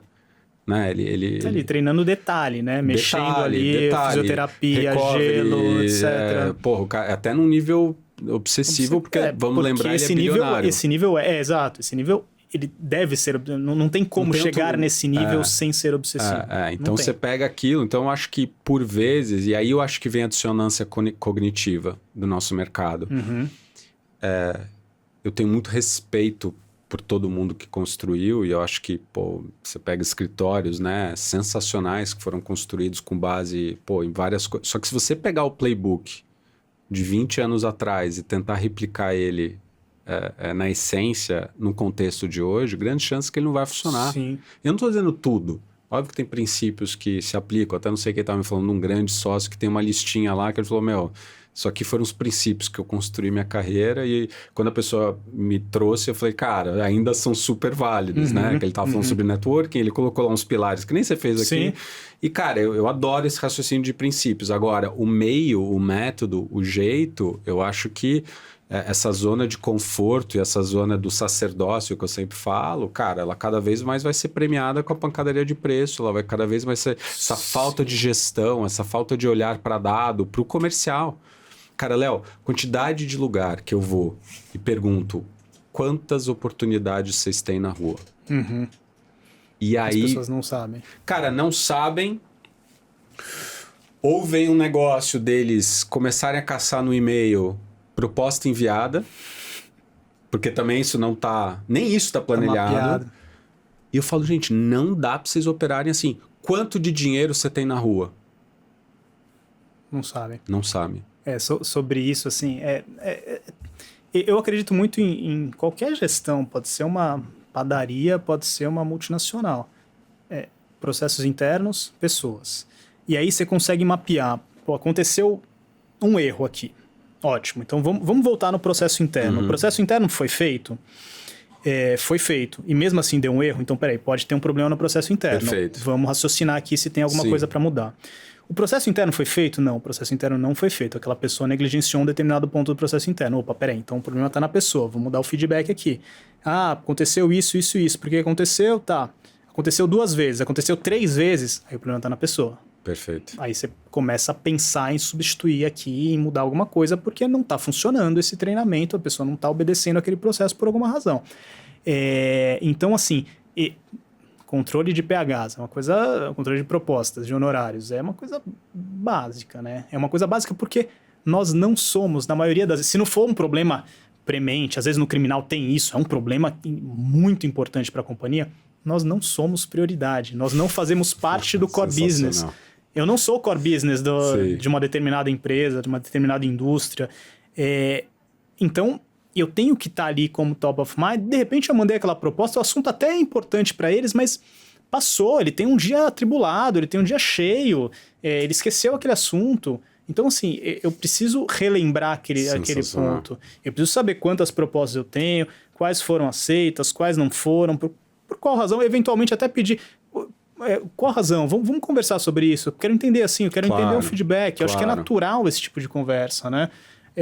Então, isso é processo interno, né? Isso tem que criar. E é engraçado porque alguém pode pensar, o Léo vai lá e abre. Eu dou um mapa. O difícil seguir o mapa. O mapa é cheio de obstáculos, o mapa exige muita consistência. Então, assim, o mapa tá aí, não é difícil pensar nisso. Mentalidade de jogo infinito, Léo. Assim, eu sei lá, mesmo no nosso negócio, assim, se você parar pra pensar, assim, tem coisa que a gente criou, mas tem muita coisa que a gente vai connecting the dots, vou juntando essa teoria com isso aqui. Eu sempre brinco que eu sou agnóstico em relação à metodologia. Eu vou pegando, eu jogo tudo no liquidificador e vou, e mudo de ideia. Eu falo, isso aqui faz mais sentido pro contexto agora, tal. O livro, o segundo, ele é, reflexo desse acúmulo desde o primeiro e essa evolução e tal. E tem muita coisa ali. Eu tenho certeza que quem for disciplinado e pegar esse segundo livro, que é só sobre prospecção, vai conseguir, tem muito valor. Agora, tem o tempero ali de eu estar lá. Sim. Né? E tem o tempero ali da execução. Então, tem o tempero ali, tanto que o que aconteceu com a gente começou a ser muito copiado. Até insights, os caras colocando o framework que a gente criou e tal. Eu não, assim, por um lado, eu tenho mentalidade de jogo infinito, acho que tem espaço para todo mundo, lugar para todo mundo, mas eu não sou besta também, né? Então, eu comecei a me proteger e registrar as coisas e tal. E aí, enfim, a gente tem um escritório de PI que ajuda nisso. Mas eu acredito muito nessa mentalidade de jogo infinito, porque no final do dia, por exemplo, cara, o jeito que eu eventualmente vou trabalhar com o escritório A, ele vai executar, vai depender muito da cultura dele, do objetivo dele, do setor que ele está mirando, que tipo de produto que ele vai, o tipo de venda que ele faz, e vai ser completamente de escritório B, apesar das ferramentas poderem ser parecidas, porque são momentos distintos de escritório, mercados distintos, então não está necessariamente ali só essa alavanca de diferença, ela vai estar no jeito que o cara vai executar aquilo e trazer para dentro da cultura dele, cara. Então, assim, tem escritório que o desafio está em Customer Experience. Cara, eu tenho cliente que o desafio não é ter cliente. Pelo contrário, eles têm uma base gigantesca de clientes. O desafio é explorar a base. Então, não é abrir novos clientes. Sim. Eu tenho outro que precisa abrir e oxigenar a carteira. Então, cada um vai ter seu desafio. Seu desafio, seu momento. Eu acho que, às vezes, no mercado jurídico fica todo mundo guardando como se fosse segredo de Estado, e tudo bem, você tem coisa que você está fazendo. Claro, uma coisa estratégica ou outra. Mas, cara, assim, eu acho que a gente precisa tirar um pouco esse ranço, até porque todo mundo fez faculdade junto. Sim, todo mundo... e tem muito espaço no mercado. Assim, os advogados criminalistas são meus amigos, né? São pessoas ali, ou alguns são colegas, outros são amigos, assim... tem espaço para todo mundo no mercado, sempre seja leal com os colegas, até porque até os advogados criminalistas indicam casos para os advogados criminalistas, né? Então isso é muito natural. Tem de várias pessoas físicas, né? Ou questão de conflito, sei lá. Exato. Total. Eu acho que essa mentalidade mais expandida para mim, ela faz... Cara, eu indico, por vezes, pessoas que fazem o que eu não faço, mesmo que seja mais ou menos... Então, por exemplo, eu não faço mentoria individual. E tem uma pessoa que faz, eu acabo indicando ela. Claro. Eu falo, cara, vou falar com ele ali, que ele faz tal. E ele faz coisa que eu faço, mas, cara, meu objetivo não é enfiar coisa goela abaixo. Exato. Ou eu lembro muito, cara, que tinha um professor de taekwondo que entrava qualquer pessoa na academia querendo fazer arte marcial e falava, não, mas tal, não sei o que lá, eu tava interessado em kickbox. O cara falava, não, a gente faz. Eu odiava aquilo. A pessoa em 2 aulas percebia que aquilo não era kickboxing. Eu falava, cara, por que você está fazendo isso? Indica uma, fala, cara, aqui não é. Quer fazer uma aula experimental? Exato. Quer ver se você gosta? Tal. Tô procurando jiu-jitsu. Cara, não tenho. Ou você vê tanta demanda vindo que você fala, bom, acho que eu vou abrir. Que agora sim eu vou ter, né? Eu vou ter, porque vale a pena ter. Eu acho que esse negócio da venda... E aí cria o ranço. Sim. A venda pela venda. A venda que eu quero te empurrar, se você for ver os melhores vendedores, as melhores vendedoras, na pessoa física, são pessoas que te guiam, inclusive falando que você não deveria comprar.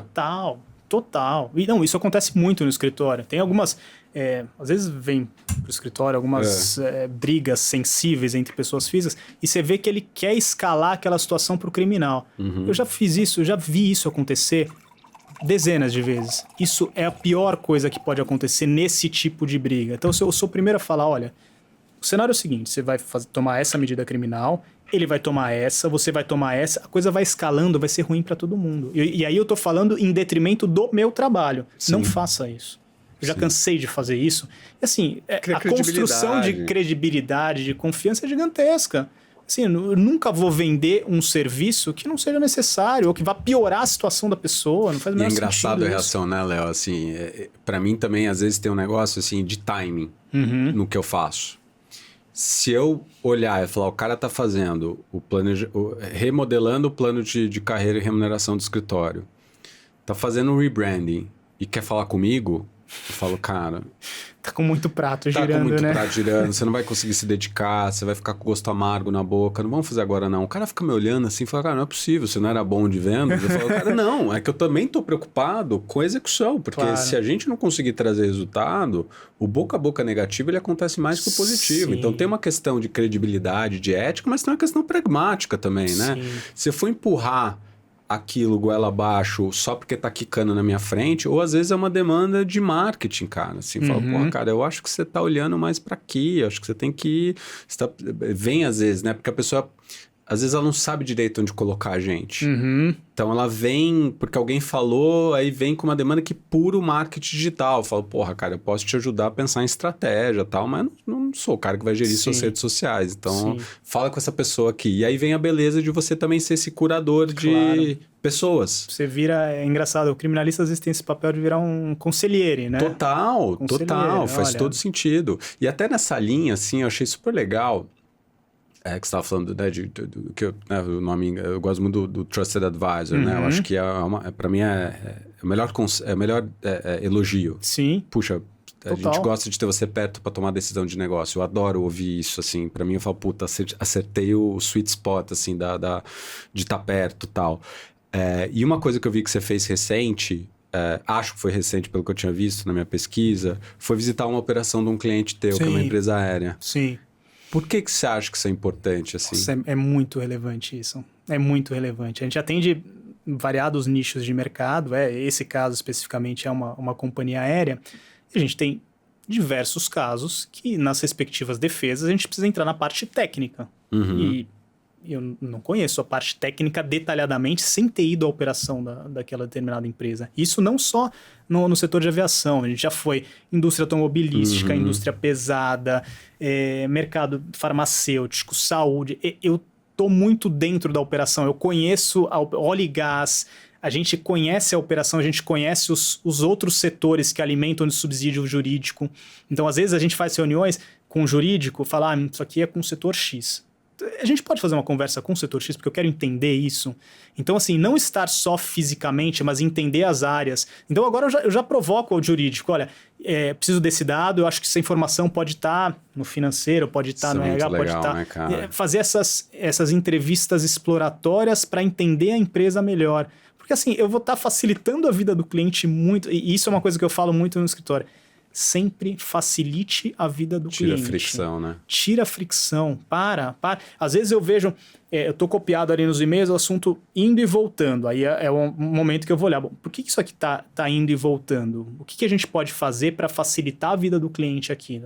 Isso aqui, se vem uma bola quadrada do cliente, o cliente tem todo o direito de mandar uma bola quadrada. Eu vou pegar a bola lá na linha de fundo, vou botar no zagueiro, o zagueiro vai botar no volante, o volante vai botar no meia, o meia vai colocar no atacante para o atacante fazer o gol. Eu tenho a obrigação de arredondar a bola. Claro. Eu não vou devolver a bola quadrada para ele. Não faz sentido, não é para isso que ele está me contratando. Quente, né? Não é para isso.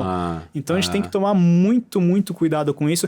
E esse conhecimento da operação do cliente, a gente já teve casos de acidente de trabalho, que tem uma repercussão criminal naturalmente, que a gente teve que ir lá, a gente foi com um perito para entender a operação e assim, o resultado da defesa dizia respeito àquilo que a gente viu lá, a gente sabia como funcionava, então aquilo não tinha nenhuma responsabilidade da companhia sobre aquele acidente, porque a gente viu exatamente a linha de produção como funcionava. Isso é relevantíssimo para nós. A tangibilização, né? A gente entende a operação e até para a gente passar para o juiz, passar para o promotor, explicar para o delegado a situação.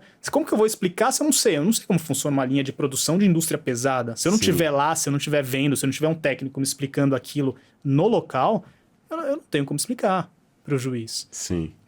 Então isso é um cuidado, né? Que a gente tem. Quando você pensa no criminal, muita gente não vai fazer essa correlação, né? Sim. Ou, pelo contrário, vai ter um certo distanciamento do... E o criminal empresarial é isso, é conhecer de negócio. A gente precisa conhecer de negócio, a gente precisa saber como funciona, a gente precisa saber como impacta. Isso aqui é um fato criminal. Pô, isso aqui como impacta no mercado de capitais? Precisa fazer um fato relevante? Não. Aí, deixa eu entrar em contato com o seu advogado especialista na área. Deixa eu ver como isso pode impactar. Olha, não vou apresentar essa petição aqui sem mandar para o seu advogado X, A, B, C. Ele precisa olhar para ver se isso aqui pode gerar algum impacto positivo ou negativo. Como é que a gente vai costurar isso em conjunto? Faz todo sentido. Então, assim, tem que ter um olhar muito cuidadoso com isso. E pensando nesse teu foco no penal empresarial, assim, não precisa, obviamente, dar detalhes muito específicos, mas tem algum caso mais emblemático para você que... Né? Porque a gente tem na vida... Eu falo que quando você olha para venda, assim, tem umas vendas que marcam, assim, né? Um projeto, um envolvimento. Eu tenho algumas que eu te falei que, putz, eu vejo aquilo nitidamente como um turning point para mim do ponto de vista de exposição, do ponto de vista... Tem algum, assim, que você lembra de cabeça que você fala, puta, cara, isso aqui para mim foi muito importante, assim, para minha carreira.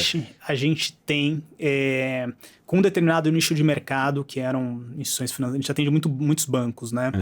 E aí eu comecei a perceber que, do ponto de vista de...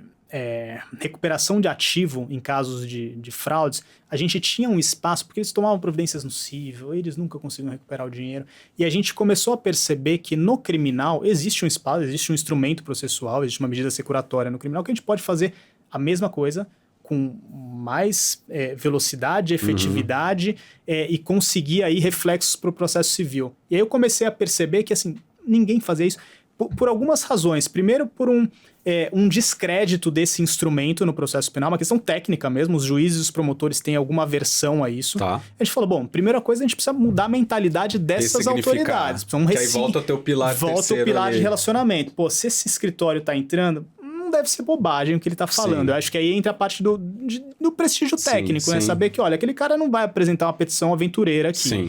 Então, acho que aí tiveram algumas vertentes, né? A primeira delas foi fazer esse trabalho de ressignificação junto às autoridades envolvidas. Pô, a gente começou a perceber que aquilo realmente tinha uma efetividade. E a gente foi trazer isso do ponto de vista comercial, como agregar valor às respectivas instituições. A gente tem espaço para isso? A gente percebeu que a gente tem. E aí, a gente... Obviamente, é aquela coisa daquele escritório que é pioneiro num determinado assunto. Sim. Vai nadando de braçada. Larguei antes, né? Você larga antes. E aí você começa a entrar naquele mercado de se posicionar de uma forma mais ampla. Faz todo sentido. Né? Eu sempre falo que, assim, né? O mercado que eu atuo, obviamente, ele começa a vir agora, né? Eu brinco que surgem os experts todo dia aí, né? Sim. E faz parte. E as pessoas têm que olhar mesmo. Acho que tem um oceano aí, é azul.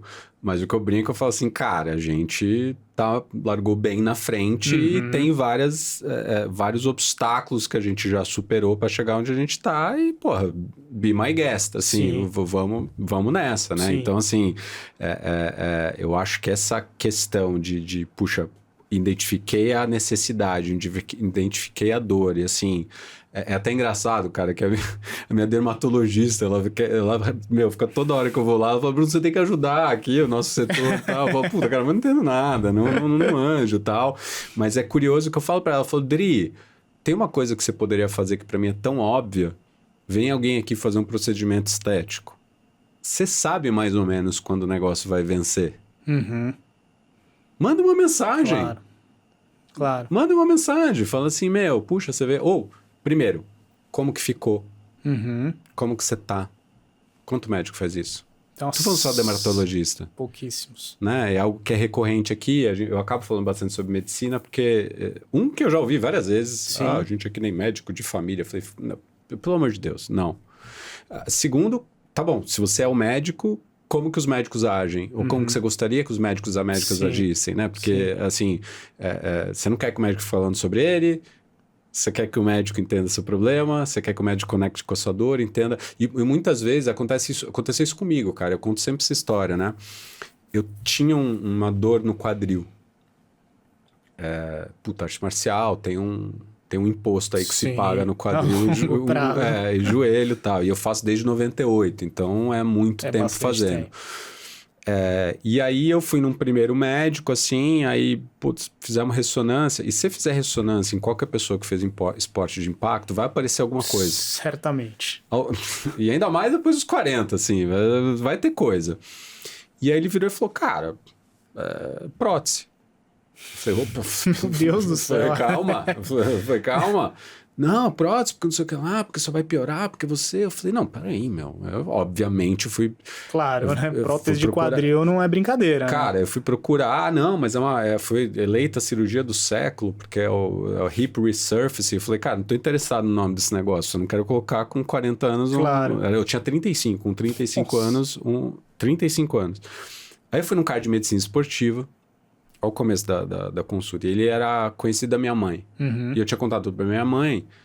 Aí minha mãe virou e falou assim, puxa, minha mãe já contou pra ele um pouco o que tinha acontecido. Cara, começou a consulta assim, Léo. Ele falou, olha, eu trabalho com bastante... atleta... Sim, né? sim. Bem amador, né? Mas, enfim, tem uma rotina intensa de exercício. Sim.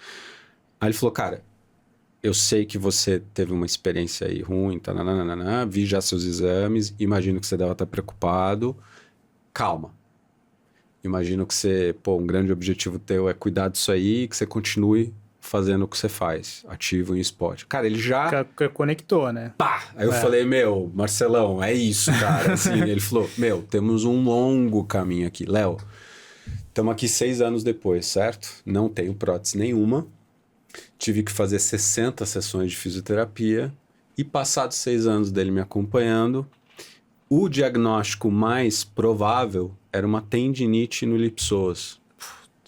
Só que como eu tenho um quadril, eu tenho um desgaste na cabeça do fêmur. Só que a questão é entre coincidência e causalidade. Sim. Só que esse desgaste com fortalecimento não me causa dor. O que estava me causando dor era a falta de fortalecimento em glúteo, cara. E aí você vê, porque assim, eu cheguei com um problema. Sim, um baita problema. Baita problema. Se você só reage àquilo, é a prótese. Sim. Que é um negócio super significativo. Se você dá um passo para trás e fala, me conta um pouco. Deixa eu entender isso aqui, né? Cara, o que você faz? O que você não faz? O que você tá preocupado? Como que isso vai impactar a sua vida? Como que isso vai impactar a sua vida? Puta, cara, então vamos... Né, o cara joga bomba atômica num negócio sem nenhuma preocupação com aquilo. Eu acho que se você fizer o paralelo com o direito, tem um paralelo muito forte. Muito. De você, calma, dá uma pausa. Eu quero entrar com... É o caso que você estava falando, é uma bomba atômica. Sim. Porque a partir do momento que você fez isso, você cruzou essa linha, é o que você estava falando. Puta, vai escalar aqui, não vai. O que você quer? Vamos fazer um freio de arrumação. Não, o que você quer? O que você quer? Eu acho que essa é a pergunta. Não Onde você quer chegar, né? Nós temos aqui essas possíveis medidas, mas o que você quer? Quero chegar aqui. Essas possíveis medidas não vão chegar aqui. E às vezes o cliente, e não é arrogância isso que eu vou falar, ele não tá com isso bem construído. Seja porque ele foi mal aconselhado, ou seja porque falta um pouco de informação para ele acha que o negócio é assim assado, ou seja porque ele tá muito envolvido. Tá muito envolvido, tá com o emocional ali o tempo todo. Se você... Eu adoro a definição de uma psicóloga, da Brené Brown, que ela fala que... Aliás, eu não sei se ela é psicóloga de formação, mas ela acaba tocando esses temas. É que ela fala, cara, você tem que se envolver, mas tomar o cuidado para não se envolver demais, que você perde o teu... A tua capacidade de olhar aquilo de cima. Né? Então ela fala muito sobre essa relação com quem ela conversa. Ela fala, cara, você tem que se envolver, mas você não pode mergulhar demais, porque senão você começa a se inflamar e você não vai fazer o melhor trabalho que você pode fazer, porque essa capacidade de olhar de cima é muitas vezes para defender o cliente dele mesmo. Isso é muito bacana, isso conversa muito com o criminal. Muito. Família, né? Muito, eu acho que... É isso, assim, você tem que estar... Você tem que estar minimamente envolvido, você tem que ter a gana de resolver aquele problema, mas se você entrar demais emocionalmente, você pode perder a capacidade e a sensibilidade de olhar aquilo estrategicamente qual é o melhor caminho. É E agora, porque é inacreditável, estão quase 2 horas aqui, eu tenho 2 coisas finais que eu queria tocar, né? Eu lembrei muito de você, porque eu tava faz um tempinho, o meu menor tava foi dormir numa fazenda, nos amigos e tal, e aí eu tava trocando ideia depois do dia seguinte eu fui lá com os pais e tal, não sei o que lá, que eles fizeram uma noite ali da criançada. E aí eu tava conversando com um amigo meu e ele tava contando, um amigo dele é CEO de uma grande empresa de varejo que tá indo super bem e tal, e a gente tava falando sobre esporte. E é um amigo que ele começou a se envolver mais com o esporte, começou a pegar... O bichinho começou a picar ele um pouquinho mais tarde na vida. E aí ele tava falando, eu tava falando com o fulano, ele tem uma agenda, mega atolada, né? CEO de um baita grupo e tal, e o cara começou a correr. E aí a frase do CEO foi, puxa, porque eu corro, eu consigo... Então, como é que o esporte entra na sua vida nesse lugar da rotina? É essencial, assim, o esporte competitivo me ensinou... Assim, grande parte dessa disciplina, dessa resiliência que eu tenho veio do esporte, né? Eu comecei a fazer triatlon com 16, 17 anos, fiz até há pouco, né? Fiz Ironman várias vezes, fui campeão paulista. Tem um determinado momento que eu melhorei no triatlon, eu comecei muito mal, mas é isso, eu vi que tinha um caminho, e aí esse aprendizado de, olha, eu comecei aqui, eu lembro que a primeira prova que eu fiz tinham... sei lá, 100 pessoas, eu devo ter chegado em 97º. Falei, não é possível. E aí você vai vendo, outra eu cheguei entre os 70, outra entre os 50, entre os 10. Pô, aqui já dá para beliscar um pó. E aí você vai vendo que as coisas são a longo prazo, né? Sim. Então, assim, eu comecei tendo uma rotina, pra você ter ideia, o que eu fazia na faculdade, eu fazia estágio, né, desde os 17 anos, ali primeiro ano, e eu tinha uma rotina que era mais ou menos assim, eu acordava... ia pedalar, aí ia pro estágio, chegava 8 horas, 8h30. Aí na hora do almoço eu ia nadar, aí eu voltava pro estágio, aí eu ia pra PUC, que o escritório ficava na Faria Lima, eu ia pra Perdizes, ia pra faculdade. Às vezes eu deixava o carro, já tinha um esquema montado lá, ou deixava o carro no manobrista, ou deixava minhas coisas com alguém e voltava correndo pra casa, porque eu tinha que complementar aquele programa que eu tinha definido para mim, aqueles valores eram importantes. Eu acho que o recado é o que importa para você, né? Se você tem seus valores com clareza, você tem que agir de forma coerente. Então, assim, você me pergunta agora, quais são seus valores? Meus filhos, central aqui, né? Meus filhos, minha família, o meu trabalho, e aqui a parte de ter uma vida saudável e os meus hobbies. Saindo disso aqui, eu vou ter que cortar muita coisa. Então, eu tenho que ser um pouco essencialista. O que é coerente com os meus valores? Esses 3 pilares são os meus pilares. Esses aqui, esse aqui eu não mexo. Isso aqui eu não mexo há 20... E acho que isso gera consistência, né? Então, a parte do esporte, ele começou a trazer essa capacidade de leitura, que os projetos são a longo prazo. Então, é isso. Esse projeto aqui vai demorar 5 anos. Tá bom. Eu vou tratar isso com absoluta naturalidade. Eu não falo, nossa, 5 anos, eu queria pro ano que vem. Não, 5 anos tá tudo bem. Eu entendo que isso tem um projeto longo. Eu entendo porque no esporte competitivo é assim. E isso é muito bacana, que eu tô, eu tentando com naturalidade passar pros meus... Minha filha agora tem 11 anos e ela faz natação competitiva no Pinheiros. Então ela nada, com 11 anos, ela nada 6 vezes por semana, 2 horas por dia. Que é muita coisa. Puxado. Só que ela adora aquilo. Você tá se porque ela, né? ela tá se divertindo, ela tá vendo aquilo, ela vê o pai tendo disciplina. E aí, assim, uma pessoa que constrói isso desde o começo, assim, provavelmente vai seguir tendo essa resiliência, né? Eu acho que esse lugar, assim, como eu absorvo isso do inegociável, assim, né? E eu acho que a gente tem uma fadiga decisória na nossa rotina. Sim. A gente toma muita decisão não essencial e a gente fica deliberando coisa que, se a gente conseguisse criar um sistema, a gente não ia ficar redeliberando. Exato. Então, assim, eu sempre falo isso, cara. Minha mulher, ela dá risada porque a gente foi andar e eu faço aliás, fica a dica aqui, chama Knees Over Toes. É um cara que explodiu no MMA, assim, ele é de basquete. Só que ele tem todo um protocolo, eu não adaptei a todos, mas alguns sim, que é pro joelho, pra você reforçar toda a musculatura em torno do joelho, e a galera de MMA, obviamente, pescou, e eu, como sigo muita gente de MMA, eu acabei pescando também e comecei a testar os protocolos deles, e um dos protocolos deles, você vai dar risada, um dos protocolos dele envolve você andar de costas. Porque você, enfim, chama knees over toes porque teu joelho vai pra frente da ponta do teu pé. E aí tem todo por que isso é bom pra você, só que envolve você reforçar essa musculatura da posterior da coxa andando de costas. Sim. E eu fazia isso na esteira do meu prédio, levando ela e andando de costas na esteira desligada. Só que agora eu tô morando num prédio que não tem academia, eu não vou fazer isso na academia lá que eu treino, porque não é tão bom pra academia, pra esteira, pra engrenagem da esteira.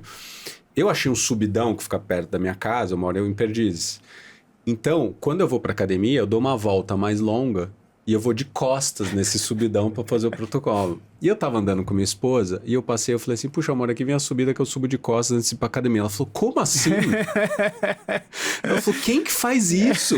Eu falei, porra, e eu falei com uma naturalidade. Eu falei assim, não, porque eu precisava reforçar o negócio, tá? É um aquecimento lá. Não! Então é muito engraçado porque a gente é meio yin yang, mas eu acho que no final do dia, assim, pra mim traz um conforto. Sim. Então, eu fui treinar o pessoal lá no Rio. Puxa, cara, acordei 6h15, o treinamento eu tinha que chegar às 8. Eu acordei 6h15, eu tenho um protocolo de HIIT que eu consigo fazer em quarto de hotel. Porque eu percebi que eu começava a criar um monte de restrição de academia, não tem academia direito no hotel, ou é um hotel, né? Falei, cara, eu vou... São 7 minutos, 3 séries, 21 minutos eu acabo suando, 7 exercícios, 45 segundos, 15 de descanso. É aquela coisa assim, eu assinei um contrato comigo. Isso aqui. Kobe Bryant, total. Eu não vou negociar, não é então, negociável. Ponto, porque eu acho que a gente perde muito tempo nessa elucubração e eu acho. Será que eu vou? Não, mas agora. Não, vou deixar pra amanhã, eu vou fazer isso. Não, é inegociável. E acho que essa parte dessa fadiga decisória, eu acho que tem algumas metodologias que são relevantes. Pô, o dia anterior, 5 minutos, prepara a tua agenda do dia seguinte. Você não tem o setup de ficar pensando o que você vai fazer. Tá pronto já. Tá ali. Eu deixo tudo no porta-malas. Pô, tá encaminhado, entendeu? E domingo, faz a sua agenda da semana. Isso é básico. É básico, mas não é. Volta a gestão do tempo, volta ao hábito, cara. E você tirar... bons hábitos você tem que tirar a fricção, maus hábitos você tem que colocar a fricção. Então, puxa, se eu tô com a minha academia, se eu tô com as minhas coisas da academia, por exemplo, lá no Taekwondo, eu sou o aluno mais antigo da academia, também o mais graduado lá. Aliás, sábado agora eu pego o quarto Dan. Olha! Caramba! E super feliz, assim. E, puxa, tem umas regalias que a gente se conhece muito bem. Então, o que eu fiz? Eu falei, cara, eu preciso eliminar a fricção. Então, todo o meu equipamento fica dentro de um armário que eles liberaram lá pra mim. Eu deixo toda coisa de shampoo, não sei o que lá, deixo tudo lá, porque eu falei, cara, não quero um negócio de esquecer coisas, não sei o que lá. Faço a mala antes, coloco tudo no porta-malas do carro na noite anterior. Já deixo tudo preparado e, vou treinar. E vai, cara. Daí, eu levo as crianças na escola. Quando eu levo as crianças na escola também, que eles dormem em casa, separado, né? Eu preparo os sanduichinhos, é linha de produção, eu preparo os sanduíches dele. Entendo perfeitamente. Eles comem café da manhã no carro, porque eu moro em Perdizes, eles estudam na Vila Olímpia. Cara, eu deixo tudo meio semi-preparado, já desço tudo pro carro, roupa deles eu já deixo no negócio, o mais novo... Então, eu acho que quando você começa a olhar isso, e eu sofri muito com insônia, até pra gente caminhando pro final... Por exemplo, um dos jeitos de você lidar com o sono é consistência. Você tem que acordar no mesmo horário. Sim. Então, eu acho que pra mim, até por conta de tudo isso que eu sofri, eu falo abertamente, porque eu acho que, cara, a gente tem que falar abertamente sobre os perrengues também, e pra mim é um negócio que eu não considero, eu brinco não, porque não é pra se brincar, né, mas eu falo que é que nem Alcoólatras Anônimos, né, eu falo, eu tenho insônia, nunca superei isso aí, então... para mim, essa consistência de esporte, de meditação, de acordar no mesmo horário, eu não fico deliberando. É isso, entendeu? E eu criei todo o sistema que me fecha nisso facilita, aí. Porque esse valor é importante para você. E conversando com minha esposa, e falando assim, puxa, isso é importante, mas também, como que fica equilibrado também para não ficar pesado pro lado dela. Claro. E a gente sempre conversa. Então, às vezes eu vou treinar sábado de manhã, que ela sabe que treinar de manhã é importante. Eu falo, se você quiser ir depois, eu te cubro e tal. Mas pra gente fechar, cara, que você é um cara que lê bastante, é interessado, eu sei que você consome bastante conteúdo. Tem algum livro, podcast, conceito dos últimos meses aí que te marcou pra você deixar de dica aí pra turma, pra gente... Eu vou falar 2 livros, os 2 últimos livros Legal. Que eu li. Eu gosto muito de biografia. Eu li a biografia do Obama, é sensacional. Essa eu não li ainda. Sensacional. É longa, mas é sensacional. E agora eu tive na Dinamarca no passado e fiquei bem encantado, assim, com o país, com o estilo de vida deles. E eu tô lendo um livro, chama O Segredo da Dinamarca. É um livro levinho, assim, mas que conta um pouco como funciona a dinâmica de pensamento deles, assim. É bem interessante para entender como funciona a vida de um dinamarquês, a espécie de raciocínio, a relação de confiança que eles têm com as pessoas. É bem interessante.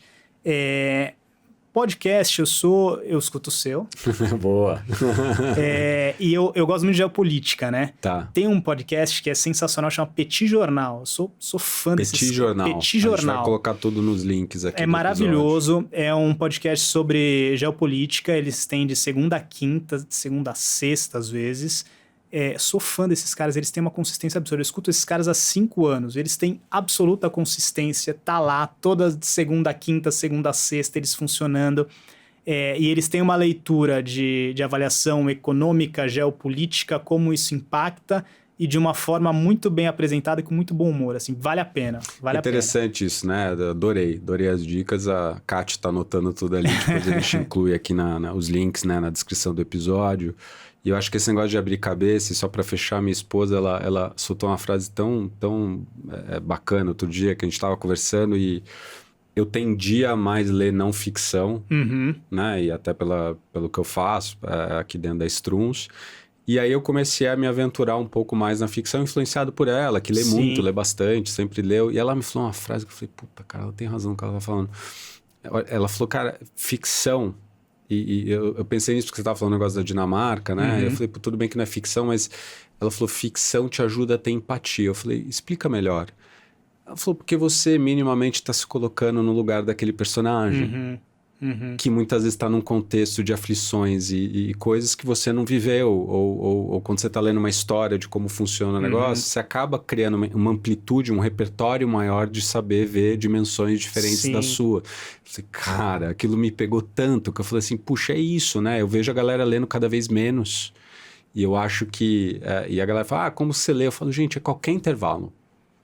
Sei lá, minha esposa tá secando o cabelo, as crianças estão lá vendo uma TVzinha, ou às vezes eu sento com eles com o Kindle na mão e se eu tenho 5 minutos para ler, eu tenho 5 minutos para ler. Exato. Eu levo muito na mochila para aquele, sabe, atrasou a reunião. Tem que esperar um pouquinho. Tem que esperar um pouquinho, eu não gosto de ficar poluindo minha cabeça com outras coisas, eu tô lendo ali alguma coisa, assim. Então, acho que obrigado pelas dicas de livro e obrigado por tudo, cara. Achei, enfim, tinha um monte mais coisa aqui, mas achei sensacional. É isso, né? Eu acho que mundo real, dicas práticas, acho que o que você trouxe aqui para todo mundo que está escutando são coisas possíveis, são coisas factíveis, né? E de novo, às vezes eu acho que acho que até o Peroba falou isso quando a gente estava conversando, ele falou, cara, e se não é para você, tá tudo certo, bem. Procura o que é.